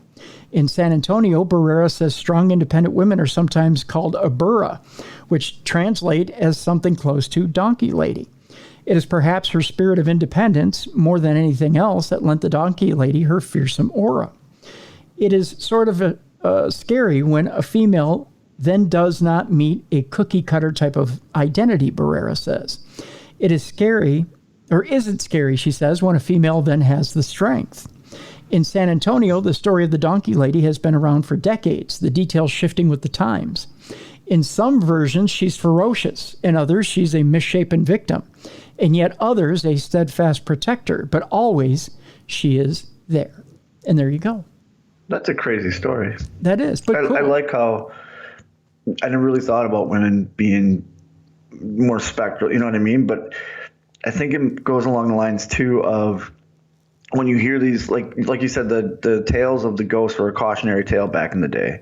Yep. And if you think about it, they could suck you in because females are more trustworthy. You know what I mean? When you're talking about a female and all this, and then you drop the hammer on them like, oh, yeah, there's this lady in San Antonio, and she went out on her own, and she raised these donkeys, and she was a great donkey lady, and then a fire came and ravaged her. You know what I mean? Like, yeah. So I think a lot of tales involve women. Yeah, absolutely. Well, from one bit of paranormal activity to another that's actually terrorizing a family, they say we're not going to let this thing run our lives. Oh, good. This house, is it haunted, or is this a bunch of ghostly gobbledygook, is the headline. A Pennsylvania couple is sending shivers across social media after recording the so-called paranormal activity in their house, which evokes something out of a found footage horror film. Papa John's pizza employee Jorge Luis Cruz Molina and his wife claim their house in the aptly named Erie, Pennsylvania is haunted. As Why did they have to throw in some Papa John's employee? Probably because it could just be gas. I don't know. They claim that their house in Erie, Pennsylvania is haunted, as evidenced by multiple inexplicable occurrences.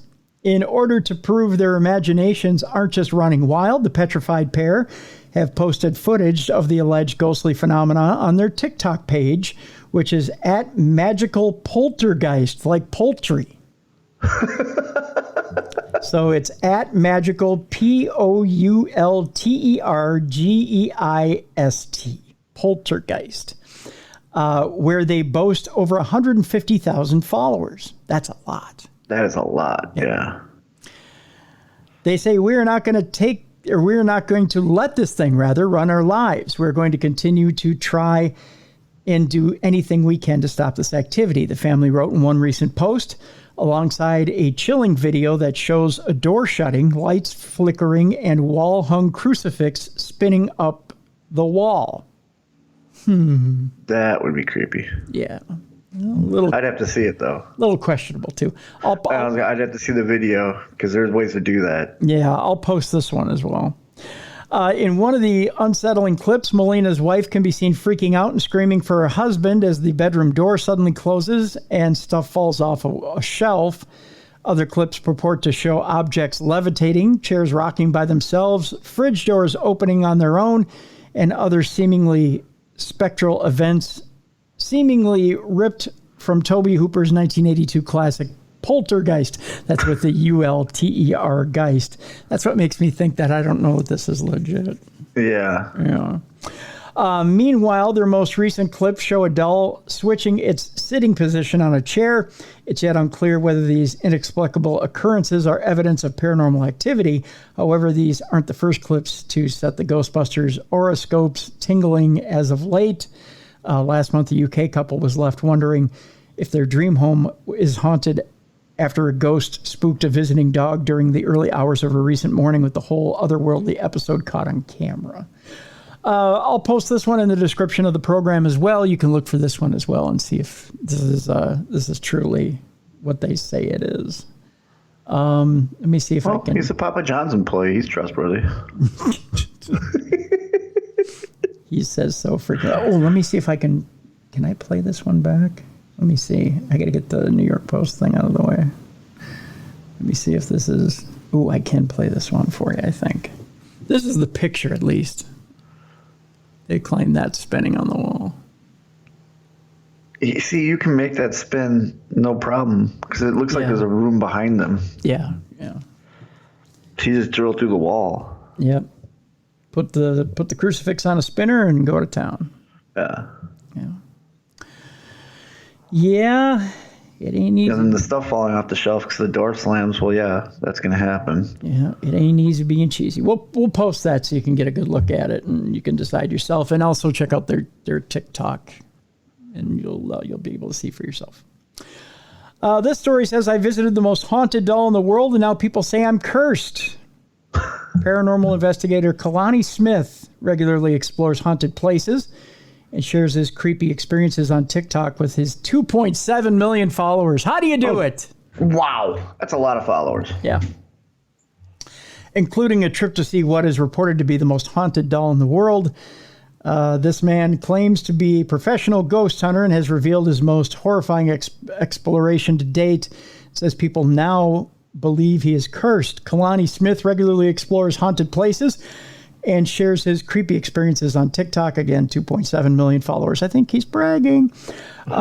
Including a trip to see what is reported to be the most haunted doll in the world. Which one is it? We'll tell you. We'll tell you in a second.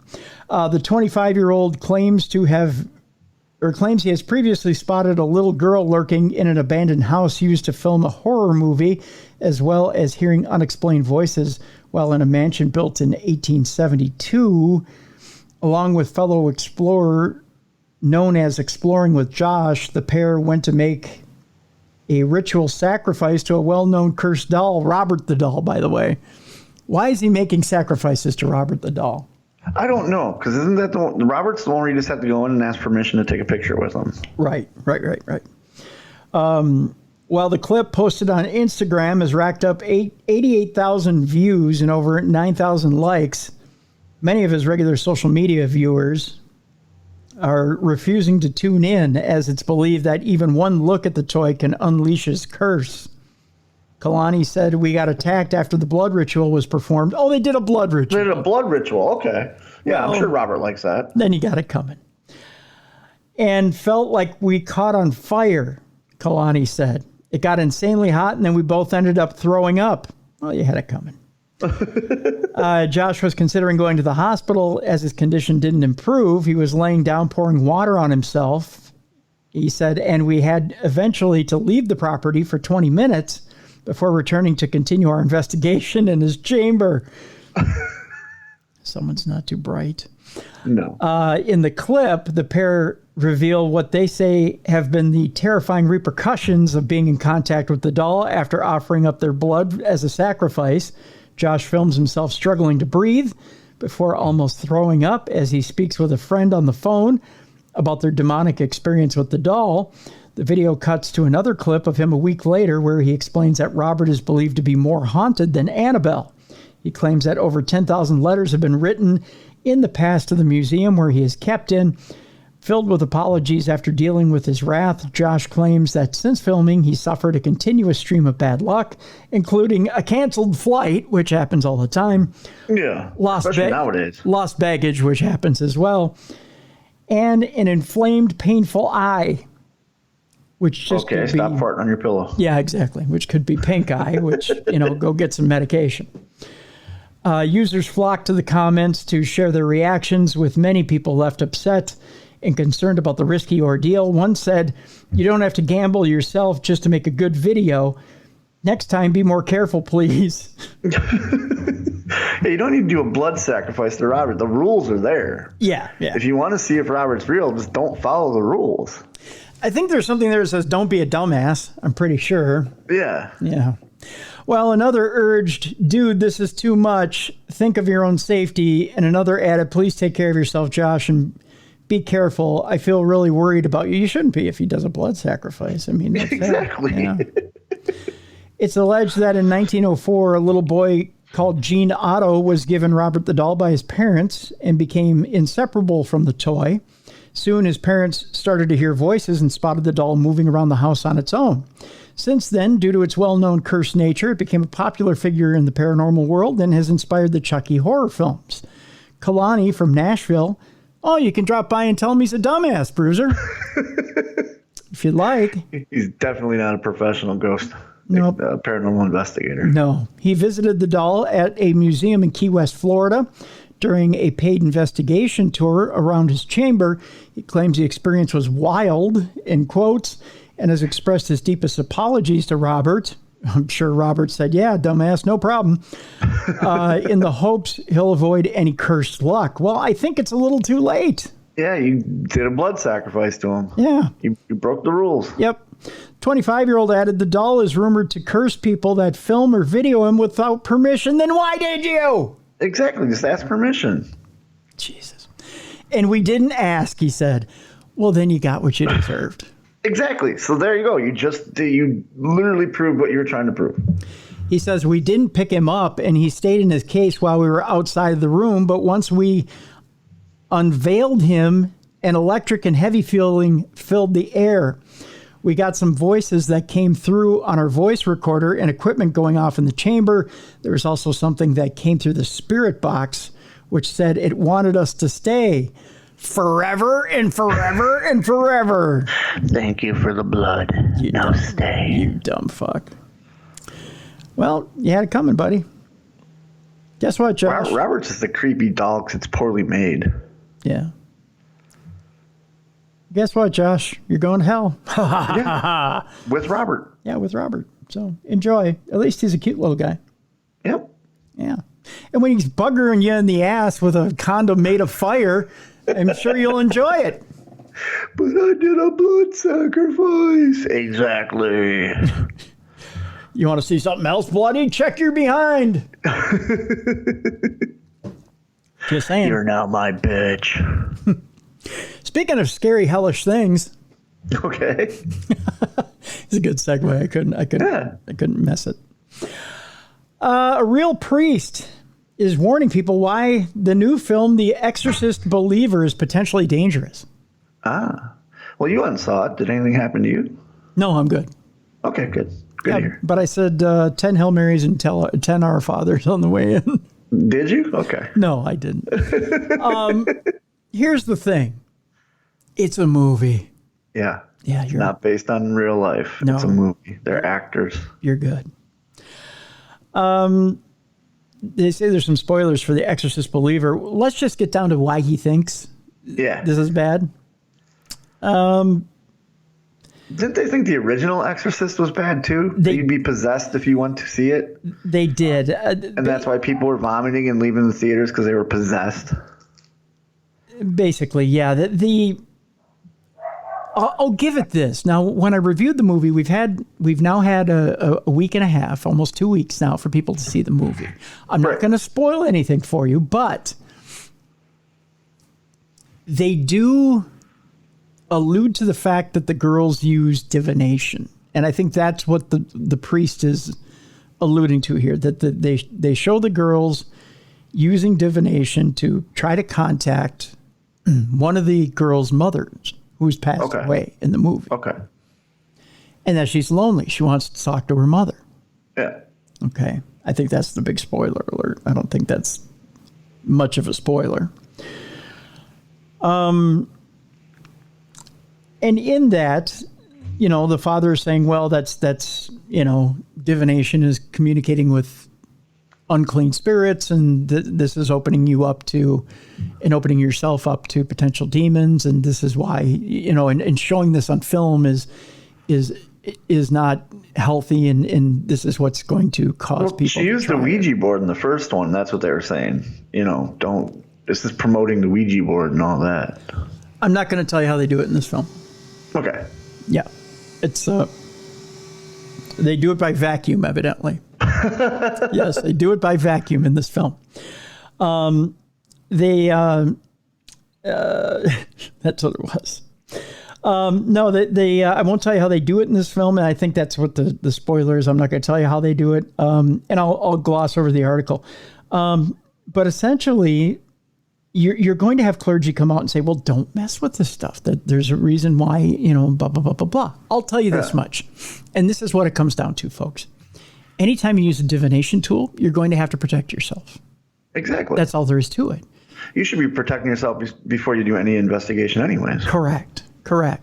Whether you're using, if you're a religious person and you're using prayers of protection, or if you're imagining yourself bathed in a white light, or you're grounding and shielding yourself if you're of a Wiccan persuasion. I don't care who you are. I don't care if you worship a rock.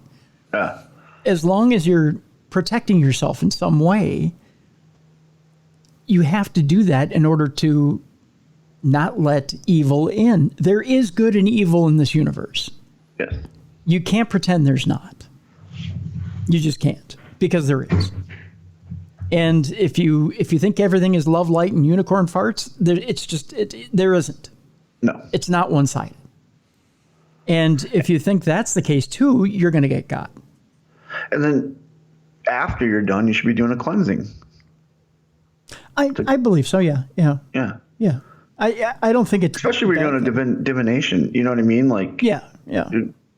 Protect yourself, then cleanse yourself. Yeah. You can never, because you don't know what's coming through. Yeah, you can never be too careful. You can never be too careful. And it's hard, and I understand it's hard for grieving people. Like here, you said the girl wanted to talk to her mother. Her mother who passed away. Right. We all have someone that's passed away we'd like to have a couple more minutes with. Yes. Don't get sucked in that the person you're talking to on the other end of that is that loved one, because that's how evil finds a way in. Well, you and I might part a little bit on this, because I've had genuine psychic experiences, and know that you can, for those of you who are psychic out there, you can have those experiences. It can happen. Yeah. But like Bruiser said, you should close that door properly when you've had that experience. You should do everything you can to thank your guides, to do what you can to ground, shield, protect yourself. Know what it feels like to be potentially in communicate with something that isn't quite good. Yeah. There's a difference. You know what that difference feels like. And if you have been, to do what you can to, at that point, cleanse yourself. Right. I'm not telling anybody anything if you're experienced that you don't already know. And if you're not experienced, get to somebody who can teach you. That's the lesson here. So I'm not going to go through the entire article. You know what it is, but again, there's this real priest that's out there that's telling people, well, yeah, the film can be potentially dangerous, maybe for a teenager that's looking to experiment. Yes. But again, or a new person to this world, and they're not, like you said, you got to find someone experienced to teach you. Mm-hmm. But if you're a responsible parent, you're not letting a teenager watch that movie without giving them some explanation. Right. And this, I think back to, remember when The Craft came out? Yeah. And then Wiccan blew up in popularity and all that. Sure. And the number, I remember I was in high school when that all happened, and I just remember telling a friend of mine who wanted to do that, I go, that's cool, you're interested in that, but find someone to teach you. Don't just go pick up a book.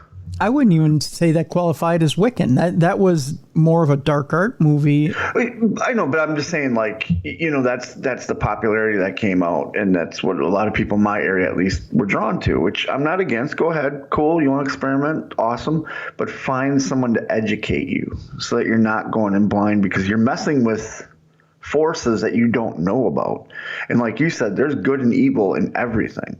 Right. If you truly want to be Wiccan, go to a teacher that is truly Wiccan and truly knows what they're talking about. And by all means, learn to be Wiccan. Don't screw around with something that isn't Wiccan.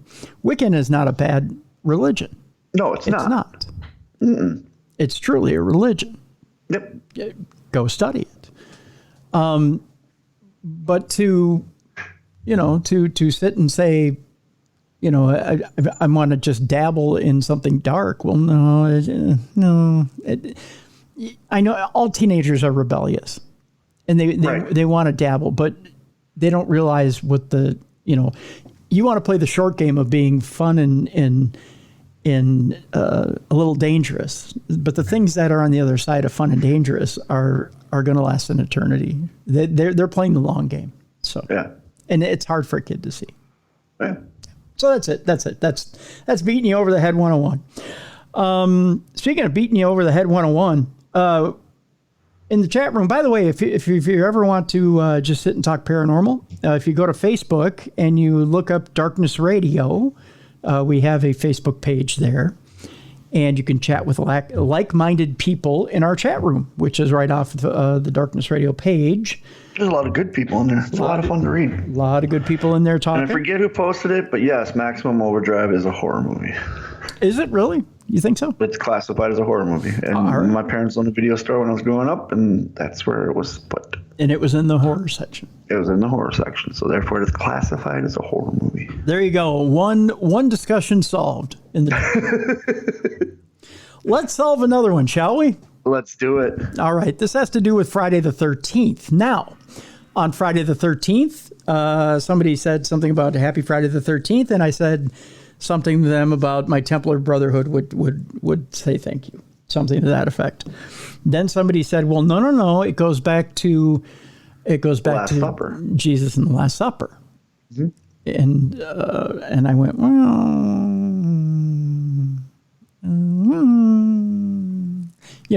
having the Templar blood, I kind of went, That's kind of assuming a lot.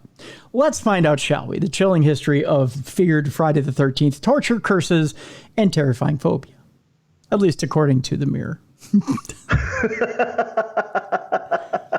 Which they're not the foremost authority either, but hey, it's in print. They're not, but they're good. Yeah, okay. For many people around the world, Friday the 13th is not one to look forward to, as the date is considered to be synonymous with bad luck and misfortune. Historians say the fear and even phobia could have biblical roots. Okay, so that's where we get into the whole Jesus and the Last Supper, and there you go. For those who believe in superstition, every time a Friday the 13th comes around, you're likely to stare at your calendar with some trepidation. Those of a nervous disposition may have been somewhat relieved last year to find out that there was only one, but in both 2023 and 2024, there's two instances, with one being Friday the 13th in October, which we just passed. So there you go. And everyone was excited about it. Oh boy, were they. Yeah. Including Jason Blum, which, by the way, he did you watch that interview with Seth Meyers? No. Okay, so The Exorcist Believer was supposed to come out on Friday the 13th. Okay. And there was only one Friday, October 13th that came up in 7 years. Okay. So he was wound up, and he was going to release this Exorcist movie on Friday, October 13th. Right. Except Taylor Swift dropped her movie on Friday, October 13th. Oh, that's right. So he had to move it. He didn't want to. At first, he had lobbied with the distribution company and said, just bear with me here. I'm going to get on Twitter, now X, and put out the phrase, the Exor-Swift, and see if it catches on, right? Yeah. So he puts this out, the Exor-Swift. It doesn't catch on. No. Swifties did, or they wanted that day all to themselves. Yeah. So he's like, that's not catching on. Nobody's really with it. And so he's like, I got to move it. I got to move it to the week before, the 6th, which he's like, gosh darn it. Years before there's another Friday, October 13th. Yep. Perfect day to release this. Now, it is a sequel to the original. It's supposed to be a sequel to the original, or the second. I'm trying to remember. The second, because there's The Exorcist, The Exorcist 2, and Reagan's in both those. Linda Blair's Reagan in both those. Then there's the third Exorcist, which has to do with the priest. I think there's a fourth. Again, I'm not TV show. I'm not spoiling anything, but go see it. Then there's a TV show which goes back to Reagan. This is a direct sequel to the movie. To the original? Mm-hmm. Okay. So, how about this? You can spoil it. Is Linda Blair in it? No, I can't spoil it. Okay. I can't and refuse to spoil it. I even had a listener that went and saw it opening weekend who said, Tim, don't you dare spoil this movie. Okay. So I'm not, because if I believe the two actors that played the priest are both dead. I think she's the only one alive, and the mom I think's alive. The mom's alive. The mom is a central character in the trailers, so she's in it. Yep, and she's in the TV show too. So the mom's in it. Yeah. That's all I'm saying. So, yeah, I gotcha. So, and you're not supposed to say anything until at least a month after the movies come out. Right. Which the movie company, they don't qualify anything as far as spoilers, but people want to see it. And I don't want to blow anybody's, especially because people get busy. They want to see the movie. And most people say, well, I'll see it before Halloween. Yep. Right? So I'm not going to blow anybody's good time. That's what she said. Right? So let's get back to Friday the 13th. So Jason Blum says, okay, I'm putting this out on October 6th. Okay. Turns out his wife had a movie coming out October 6th. So he didn't want to compete with her. He got in trouble at home because she's like, now I got to move my movie back a week. So that poor guy was in Dutch at home. It truly was a bad Friday the 13th for him. It was, poor. I can't imagine that, he and Taylor Swift are going to be fast friends. Anyway, we'll get back to Friday the 13th here. All right. So again, for those that believe in superstition, every time Friday the 13th comes around, you're probably, you're not so great. But there's two instances of Friday the 13th this year. One of them was in October. Again, Friday the 13th is looked at as not such a lucky day, right? So, why is it considered unlucky? Well, the Mirror took a look back at the ancient curse and how people have come to develop a phobia, which is called, oh my gosh, frigatriscadecaphobia. Wow. That's a long one. So they ask, why is Friday the 13th unlucky? Well, of course, we talk about the Templars first. They say, of course, boy, I got to break down this name again. Okay, so the fear of the number 13, which is a long-established phenomenon, is it's got its own term too. Fear of Friday the 13th has its own term. Paraskivadeca trapphobia. Someone's yelling at their listening device now saying it. Yeah. They're like, God damn it, Tim, it's paraskivadeca trapphobia. I don't know. Or frigatriscadecaphobia. Frigga being the name of the Norse god who inspired Friday. So, okay. Such fears are believed to have biblical origins. In particular, there were 13 people in attendance at the Last Supper, which they're pointing out in the chat room. Mm-hmm. That is Jesus and his 12 disciples on Maundy Thursday. The number 13 has therefore been associated with Judas Iscariot, who betrayed Jesus.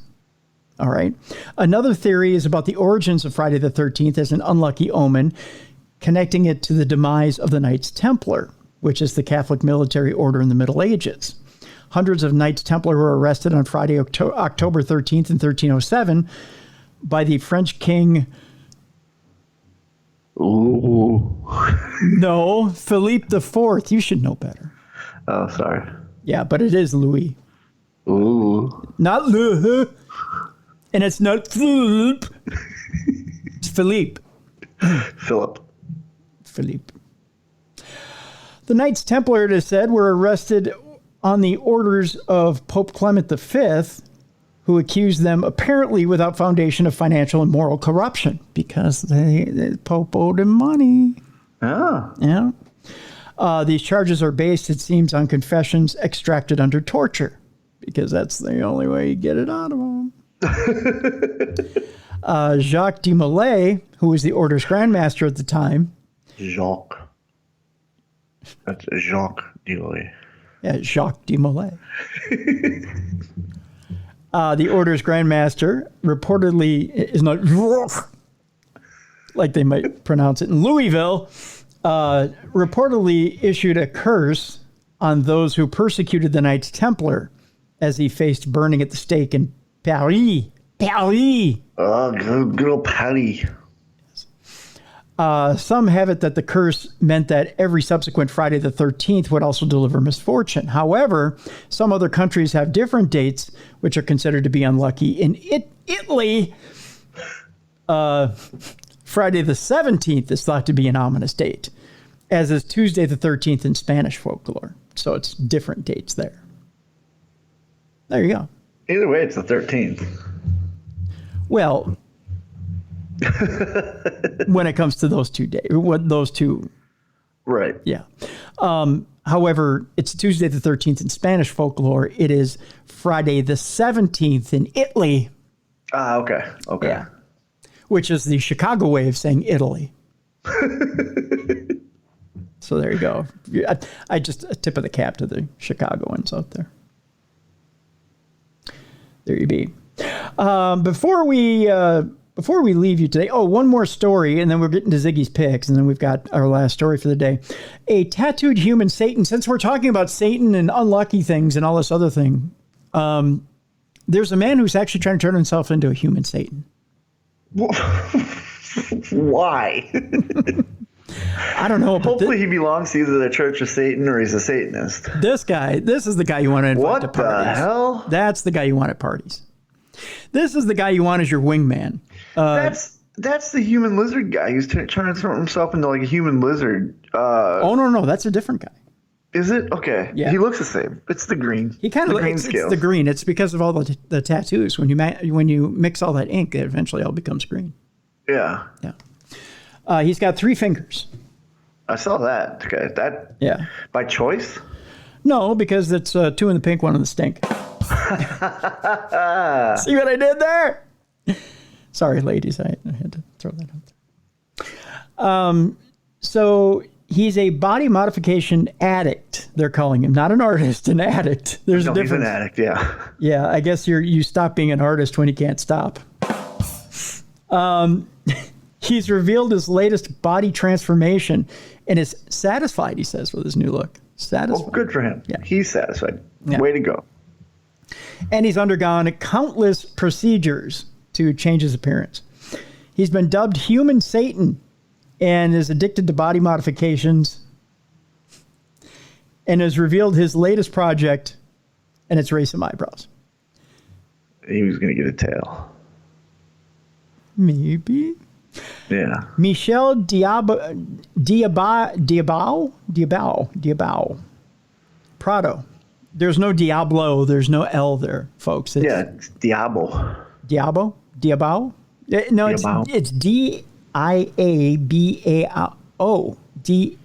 Diabio. Diabao. Diabao. Yeah. Wow. Thank you, Cincinnati. Diabao. Yes, that's exactly what it is. Revealed that he has had his little finger and ring finger on his right hand, as well as the ring finger on his left hand amputated. Good night, Cincinnati. Yep. Okay. In a bid to turn his hands into claws. Oh, God. How's that treating you, Bruiser?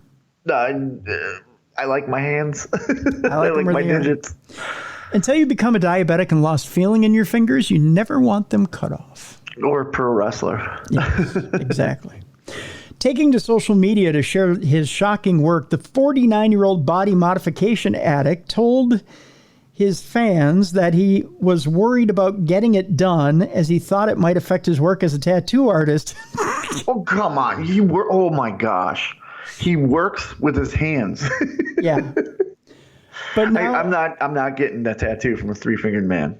But now he's gotten used to his new hands. What could he possibly draw on you? No. I'm not getting tattooed by a 3-fingered man. It's not happening. That sounds like a joke. It does. He says at first it was very difficult, but it didn't take long to get back to tattooing almost normally. Almost normally. Oh my God. Can you just imagine if he's getting back on the wagon and he's got the shakes? Sometimes you got to think with all that body modification, he's got to be addicted to some sort of substance for pain. He's got to be. Yeah. Sometimes I have pain and a phantom sensation, he says, which still leaves me confused when working or doing other things, he explained to the That's Daily a common occurrence with amputations. Yeah. Now, getting used to his new look, Michelle from Praia Grande coast near Sao Paulo in Brazil is now satisfied and added, I really wanted to change myself and I was very satisfied. However, this isn't the most extreme modification he has undergone.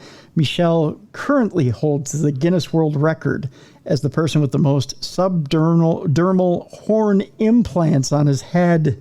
Oh, dear God. Showing off the 33 implants in his head, Bruiser. 33. Jesus. Mm-hmm. That drastically changes his appearance. He estimates that he's had around 60 different procedures to give him his desired aesthetic, as well as covering 85% of his body and countless tattoos. Michelle aims to look less human, and after his dramatic removal of his fingers on his right hand, local media outlets report that he has plans to turn his left hand into a claw as well. Last year, the body mod lover underwent surgery to remove both his ring finger on his left hand, but now he's removed 2 fingers from his right hand too. Michelle called his extreme work La Garra, or the claw, but he reveals it will now be called La Garras, or the claws, instead, as he's modified both hands. So is he going to get his feet cut off and put hooves on? Because every picture of Satan has him with hooves. Don't get him started. Don't get him started. He says, I have 3 loves: my work, my weight training, and body modification. I was taking care of the first 2, but leaving my transformation aside. He added after getting his latest transformation, as he shared the recent snaps online. After he won the Guinness World Record for his horns, he admitted it was his dream come true. No, good for him. I'm glad he's living his dream. Living the dream, buddy. Living the dream. I don't get it. I don't choose to get it. But if he doesn't affect my life in any way, but if he's happy, good. He's happy. He is. I think he's an idiot. He is living the dream. And I love tattoos and piercings and all that, but that's just no. You think he's got a Prince Albert in the can? I think he has his nuts removed. Oh. Ow. Ow. Ow. I think it's about that time to get off that subject, because I know he's getting off on his. It's time for Ziggy's Picks. Yay! Yay! Of course, the bit about the bit is that we have a couple of psychic pups, and we're going throughout the NFL season, picking week after week the NFL schedule. And, of course, we've put our psychic minds against the pup psychic minds. Actually, we're putting our football knowledge against the psychic pups and seeing who's doing what week after week. And eventually we'll get a sponsor for this thing once Audio Boom gets off its rear end and gets us a sponsor. Yeah. So this week was an interesting week. I got to tell you. This week, if it were a Star Wars sequel, would be The Revenge of the Humans. I think. Talia was just off. I think it's because she was tired and we did it. Because we did it late. It could be. It could be. I had to wake her up to get her in her room to do it. Oh, okay. Well, yeah, that'll do it. That'll do it. I don't know if it was the psychic powers or the fine. I'll choose one. Let me go back to bed. oh, yeah. You don't want to. Yeah, that could be.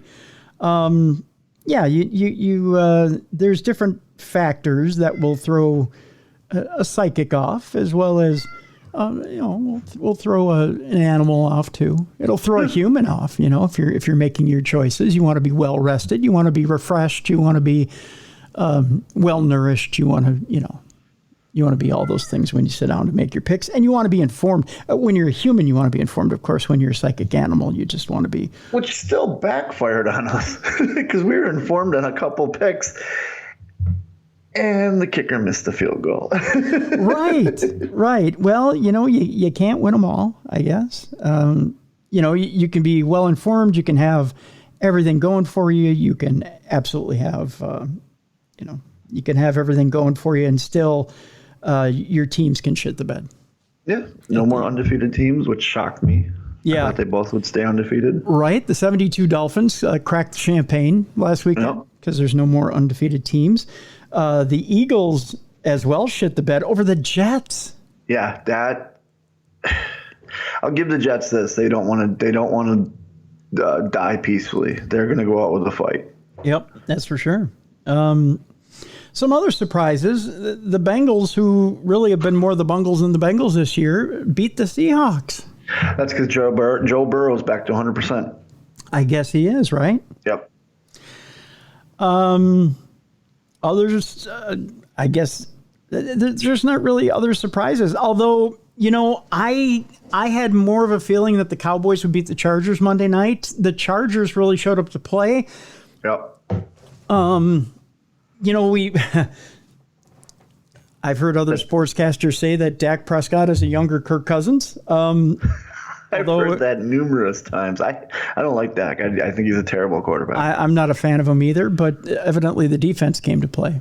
Their defense is... Oh. Yeah, their defense is phenomenal. And top 3 defenses are Cleveland, 49ers, and Dallas, and they all showed this week. Yeah, they all came to play this week, and that's why I picked the Cowboys, because I honestly thought the Cowboys would stifle Herbert. Yeah. That's what I was counting on. And the other one that kind of got me, I really thought the Saints were a better offensive team. I thought so too. That got me too. Yeah. I thought with a rookie quarterback in Houston, Kamara being back. Yep. They got a healthy offensive line. I was like, all right. And I believe they were at home. No, they were away. They were away. But still. Still, I thought this is it, And then Houston came to play. Yeah. C.J. Stroud had the game of his life. Yeah, he did. Was the Lions-Buccaneers score a shock to you? Did you think it would be closer? No, it wasn't. I think the Lions are an unstoppable force this year. See, they're shocking me with how good they are. I thought they would be a little more bungly than they are. Yeah. But it shocks me how good they are. They're a well-oiled machine. And the Buccaneers aren't anything to shake a stick at either. Baker Mayfield's led them to a really good season. That was a decent game. Yeah. Well, you know what I mean? It wasn't like a blowout. Right. It wasn't like one team was, it was a good game. Yeah, it was. Do I even bother talking about Vikings Bears? I'll tell you this much. I had to, on Monday morning, I had to go outside with extra treats for the chipmunks because they now think Kirk Cousins is a swear word. And every time they heard... It is a swear word, isn't it? Well, I used it with such fire and profanity on Sunday, and the house shook so badly that those poor little guys went running, and I think they thought all hell was breaking loose on Sunday. I had to make it up to them. I think there was levels of anxiety created on Sunday for those little guys that they'll never recover from. So, I had to bring out extra treats on Monday. I had to make it up to them. We're going to have to figure out a way to get you a Kirk Cousins cameo. A Kirk Cousins cameo? Yeah, because I'm on Cameo, and you pay some money and they say something to you. So we should talk about how great he is to you. We'll send it to you. Is he going to apologize for 5 minutes? No, he's going to say how great he is and that he's the franchise player for the Vikings and he's not going anywhere. Do you want me to break my phone? Is that the thing here? Or? I'd say I'd send you a Kirk Cousins jersey, but I don't know, waste $5. Because you can find it at Marshall's. Exactly. Yeah.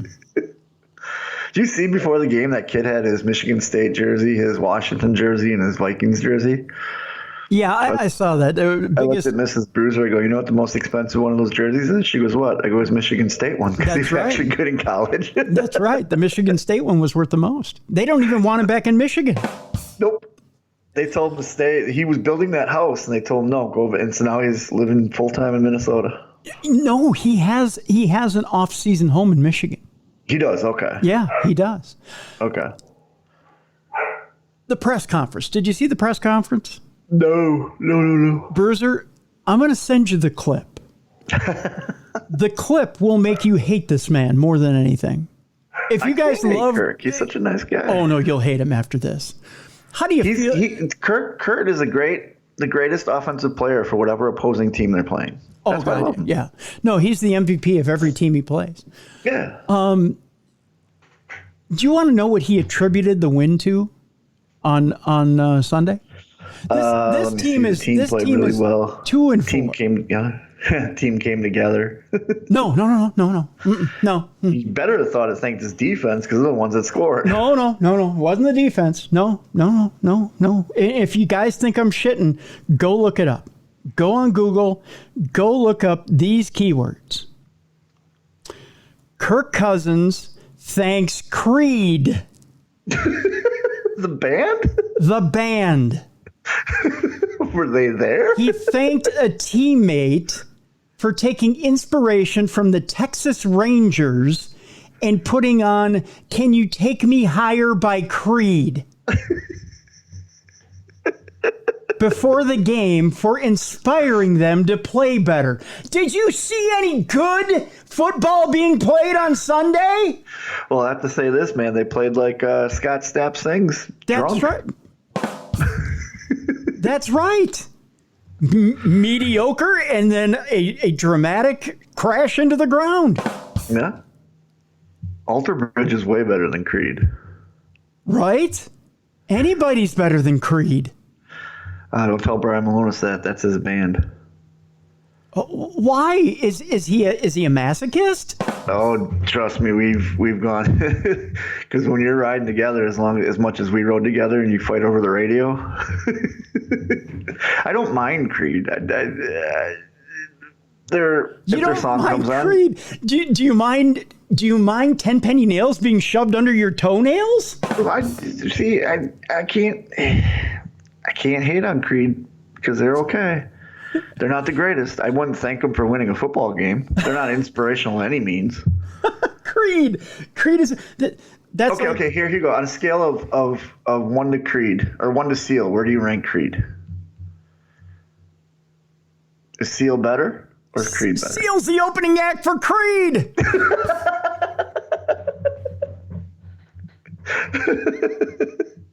I'd actually go to that concert with Malonis. Their tour is called Multitudes of Suckiness. I don't know. That should tell you where the Minnesota Vikings are going to end up this year. That they got jazzed up on Creed. It's inspirational. Gee, you know who's going to fire him up next Sunday? Or no, I'm sorry, Monday against the 49ers? You know Nickelback. No, Nickelback. even no, they're saving that for a really big game. You know who's going to get him jazzed up this week? Who's that? Kenny fucking G. You're going to hate on Kenny, too? I get mad that Mariah Carey gets all the Christmas love when really it should be Kenny G. Yeah, you know who? Bruiser. You know when they eventually got to face Rodgers face to face before he becomes the next Minnesota Vikings quarterback. Do you know who's really going to get him going? Who's that? Michael Bolton. And then for the season finale against the Detroit Lions, when they really got to pull one out, that's going to be Seal, right? Rick Astley. They're going to rickroll. They're going to rickroll the entire goddamn state. They're going to get rickrolled. Oh. God. You know what, man? You just need to have a face-to-face with them. You just need to sit down and go, Kirk, look. Fucking hate that guy. But he's so down to earth. Then did I tell you one of these cousins apologists on Reddit he was taking me to school because I don't know nothing about football. If you think Kirk Cousins is the reason that this team is losing, you don't know anything about football. Why else would they be losing? Who'd he blame? How many yards did he throw for, jackass? Who did he blame for it? Oh, it had to be the defense. They're the one that scored all the points. Right. I honestly think, this is unofficial, I don't know if it's true, but I bet if we go look, your defense probably outscores your offense. They did. You know what I mean? Like Cousins threw for 1 touchdown. Yeah, and your defense isn't that good. They got rid of everybody. Without Cousins, without the defense, Cousins loses that game for him. Exactly. And a rookie would have beaten him. Yeah. Without Justin Jefferson, this team dies this year. I did love how they, for the pregame on the Fox, they were saying Jefferson was out and he has a serious hamstring injury, and here he is doing wind sprints. No, you know what? This past week, I think his injury is Kirk Cousins. That's his injury. That's exactly what it is. No, you know what his injury is? His injury is a contract extension. He isn't coming back until they give him more money. Yeah. It's funny because was it Judd Zulgad? It was one of the reporters right after the game. It was like 2 days after the game where he injured himself. Said he's running around the Vikings headquarters just fine. Yeah. They showed him on Fox doing wind sprints. Why did they put him on IR for 4 weeks? I don't know. And you know why? Because he knows. He knows Yeah. They're not going anywhere this year. Oh, yeah. He's like, I'm going to take a vacation. He's saving himself for next year. Yeah, he is. He knows that Kirk Cousins isn't worth goddamn shit. And he's got, what, free agency in 2, right? Yep, 2 years. Yeah. And he's going to go someplace else. But he also knows, and the Vikings were stupid for doing this, that they put JJ in the driver's seat. Oh, yeah. They told him, we're going to negotiate, we're going to get you paid, and you have say in the next quarterback. And guess who the next quarterback isn't? Not Kirk Cousins. It's not Cousins. No, it'll be Aaron Rodgers. And he took a 4-week vacation to show you exactly how important JJ is to the whole organization. If you don't know how important he is, you're an idiot. He took a 4-week vacation to show you how bad Cousins really is. And you saw how bad he was in Chicago. You know he's bad when they're talking on DraftKings. They had the over-under, and if he's getting traded this season. Well, and if DraftKings has that, you know he's bad. And I couldn't believe Colin Cowherd was talking about, Cousins is such a great quarterback. Such a great quarterback. No. And Boomer Esiason needs to go into an old folks home because he looked at the stats after the Kansas City game. And he said, I'm looking at it after halftime and said, I love how I'm looking at a solid quarterback. They have Boomer and Phil. Boomer Esiason and Phil Simms. Probably 2 of the most mediocre quarterbacks in the history of the NFL.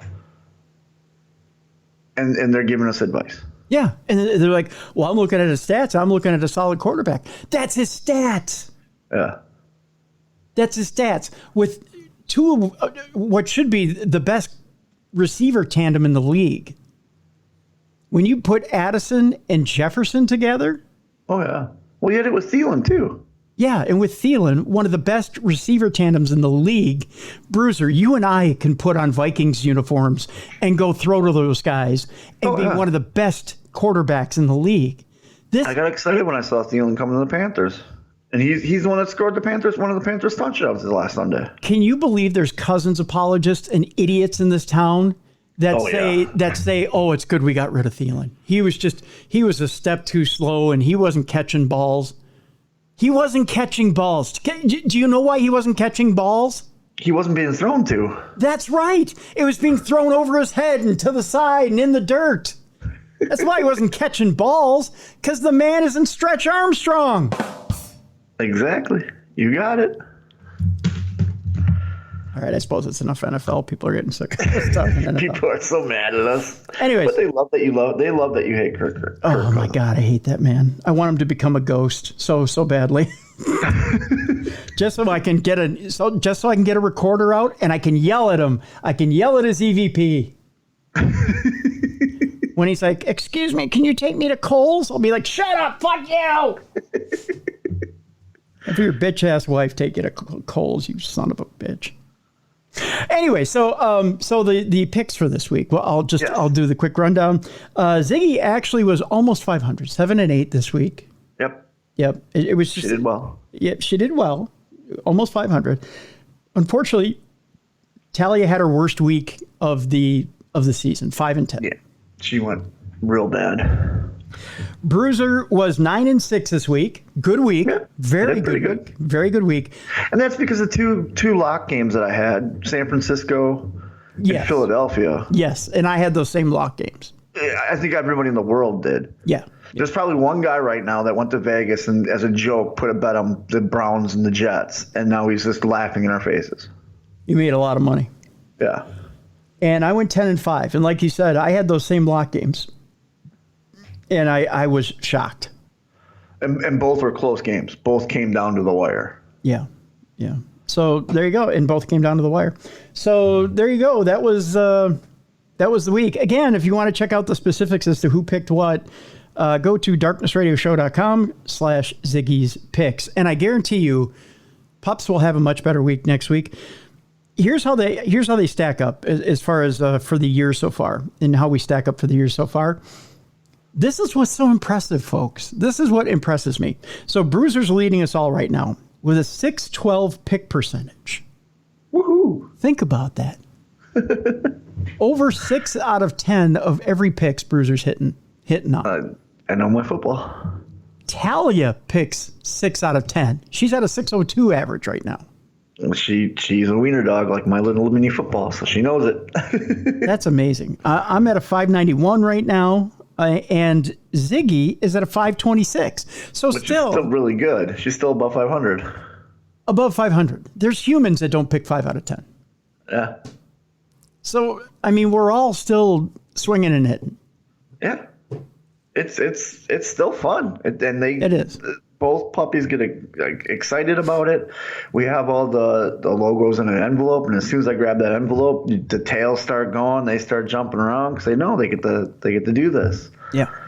And then we separate them. We do the picks, and they're happy as pigs and shit. They love it. That's right. So again, folks, darknessradioshow.com/Ziggy's Picks. And we'll put the link in the description of the show so you can check it out for yourself and see how it breaks down. 93 games we've picked so far. You believe that? That's a lot of games. It's a lot of games.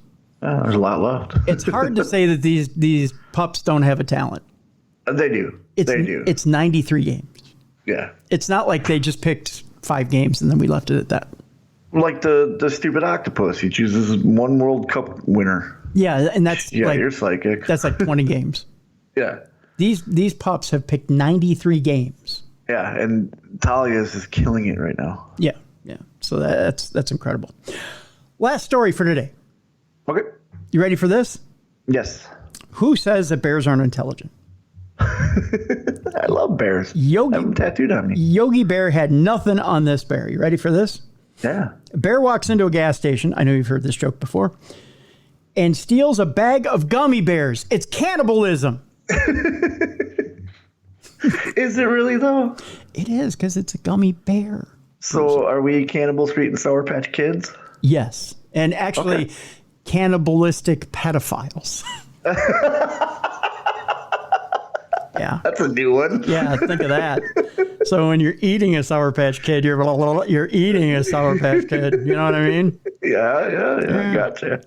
Hate to Cannibalistic pedophile. Okay. Yep. That's why I don't eat them. I love them. I think they're great. Oh God, you need to see a priest. I mean, I have edibles that are Sour Patch Kids, and they're amazing. Don't see a priest because then you'll have too much to compare. But then it won't be a cannibalistic pedophile. It'll be I don't want to go there. It'll be a support group meeting. You know what I'm saying? Exactly. Yeah. Anyways, a security camera at a British Columbia gas station recorded a gummy bear heist by an unusual shoplifter, which was an actual bear. The cameras at Tipton Gas Bar in Lake Cowichan on Vancouver Island, I think I said it right. I don't know. The Canadians will tell me. Captured footage as the black bear wandered to the store, took a pack of gummy bears off a rack, and left. He probably thought it was his captured brothers and sisters. Or you know what? He has kids in the car that were just throwing a fit, so he walked in, grabbed the first thing he could, and left. Yeah, he was like, "This will get the kids to shut up. Yep, this will do. This will do." And then he gets in the car and he throws them back to the kids, and they're like, "Dad." He's like, "Oh, well, I'm not going back. You're gonna enjoy those gummy bears. Yeah. I don't care. They didn't have Swedish fish. Shut up." Mr. Bear then went out in the parking lot and ate them. Good for him. He deserves it. This guy's name is weird. Jay DeGosbriand. That's the bear's name? No, it's the shopkeeper. Oh, okay. It's the bear's name. Yes, he signed a check for the gummy bears. He came back and realized he didn't pay. Right. Yeah. Jay DeGosbriand, who owns the store with his wife Karen, told that to CBC News that Mr. Bear went out in the parking lot and ate it. DeGosbriand said he watched the bear enjoy his ill-gotten gummies. "This little bugger has the nerve to sit at the end of my driveway, look at me, and eat it," he told the Vancouver Sun. You're going to watch me eat it. You're going to like it. Well, what are you going to do? Go to the end of the driveway and rip it out of his paws? Oh, God, no. You're going to let him enjoy every single morsel. You are going to be the biggest pussy in the world and sit there and watch him eat every last bear. Oh, yeah, definitely. And then you're going to smile and say, "Would you like some more, Mr. Bear?" Yeah. Yeah. The couple said the bear did not act aggressively during its visit. Well, I knew what it wanted. Karen de Gosbrian told Global News he had a sweet tooth. I know it's a wild animal. I just wanted to give it a hug. I just thought it was awesome. They wanted to give you a hug, too, and have you be the second course of the gummy bears. Yeah, probably wanted protein with that sweet tooth, I'm sure. Yeah. I'm glad at least she realized it's a wild animal. Yep. You know? Back. Because we've had stories on both shows where people see the wild animal. They just don't get it. It's a wild animal. Yeah, it's a wild animal. Yeah.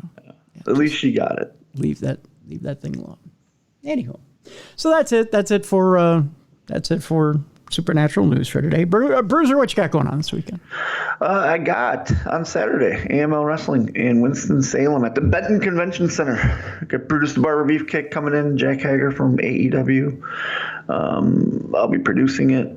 It'll be streaming on Title Match Network. Nice. AMLwrestling.com/training if you want to train with me, or /tickets if you want to get tickets. Check out Title Match. It will probably sell out. We've sold out the last couple shows. AML's on fire right now. So very nice. If you can't be there in person, check out Title Match Wrestling Network, folks. I have Title Match at home. I love Title Match Network. You can check in on AML Wrestling, and by all means, I plan on doing that this weekend and seeing the show myself. So yeah, and come out and say hi if you're in the area. It's only $9.99 a month. Yeah, it's fantastic. Yeah, and you get Tully, the guy who runs it. He runs ladies' night out, and I produce for him, and just the vision he has for Title Match and where he wants to go with it is inspirational. You also get to see archives of AML Wrestling as well. Yep. So, which include Bruiser's match before surgery. And if you want to see this man fly around a ring, ladies and gentlemen, holy free holies. With a leg that shouldn't be moving. That's right. The one that the surgeon said you shouldn't have even walked in on.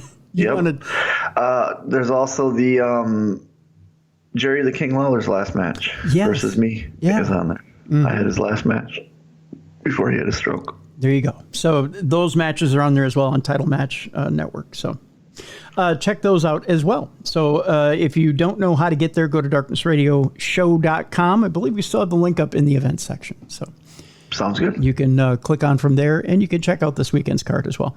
I'll be up at KNSI Radio this weekend if you want to listen to me talk weather, local sports. Kirk Cousins. Weather on the nines, and you want me to say something nice about Kirk Cousins. Oh, let's get Kirk to call in. No. You can do that between 7 a.m. and 9 a.m. on Saturday morning. So there you go. I want to shoot the Vikings an email. Say, hey, Kirk should call in. It's his biggest fan. He's dying, and his last wish is to talk to Kirk Cousins. No. They'll be like, gee golly willikers, I heard there's a Kirk Cousins fan here on the air that wants to talk to me. Yeah, I want to tell you that the cuffs on your Kohl's cargo pants are riding up your crotch.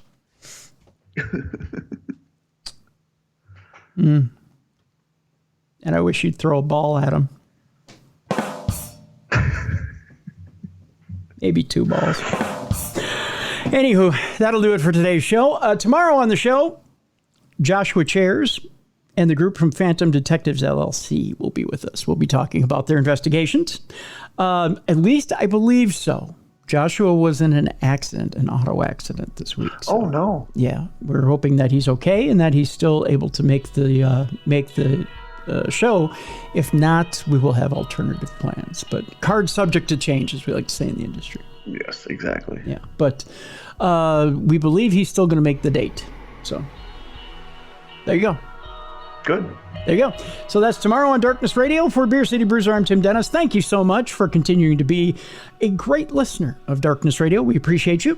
And again, if you have a Parashare story, send it in, tim@darknessradio.com, or go to darknessradioshow.com, click on that blue button, and leave your story for us. We will see you tomorrow for Phantom Detectives LLC and some of their investigations right here on the best in paranormal podcasting.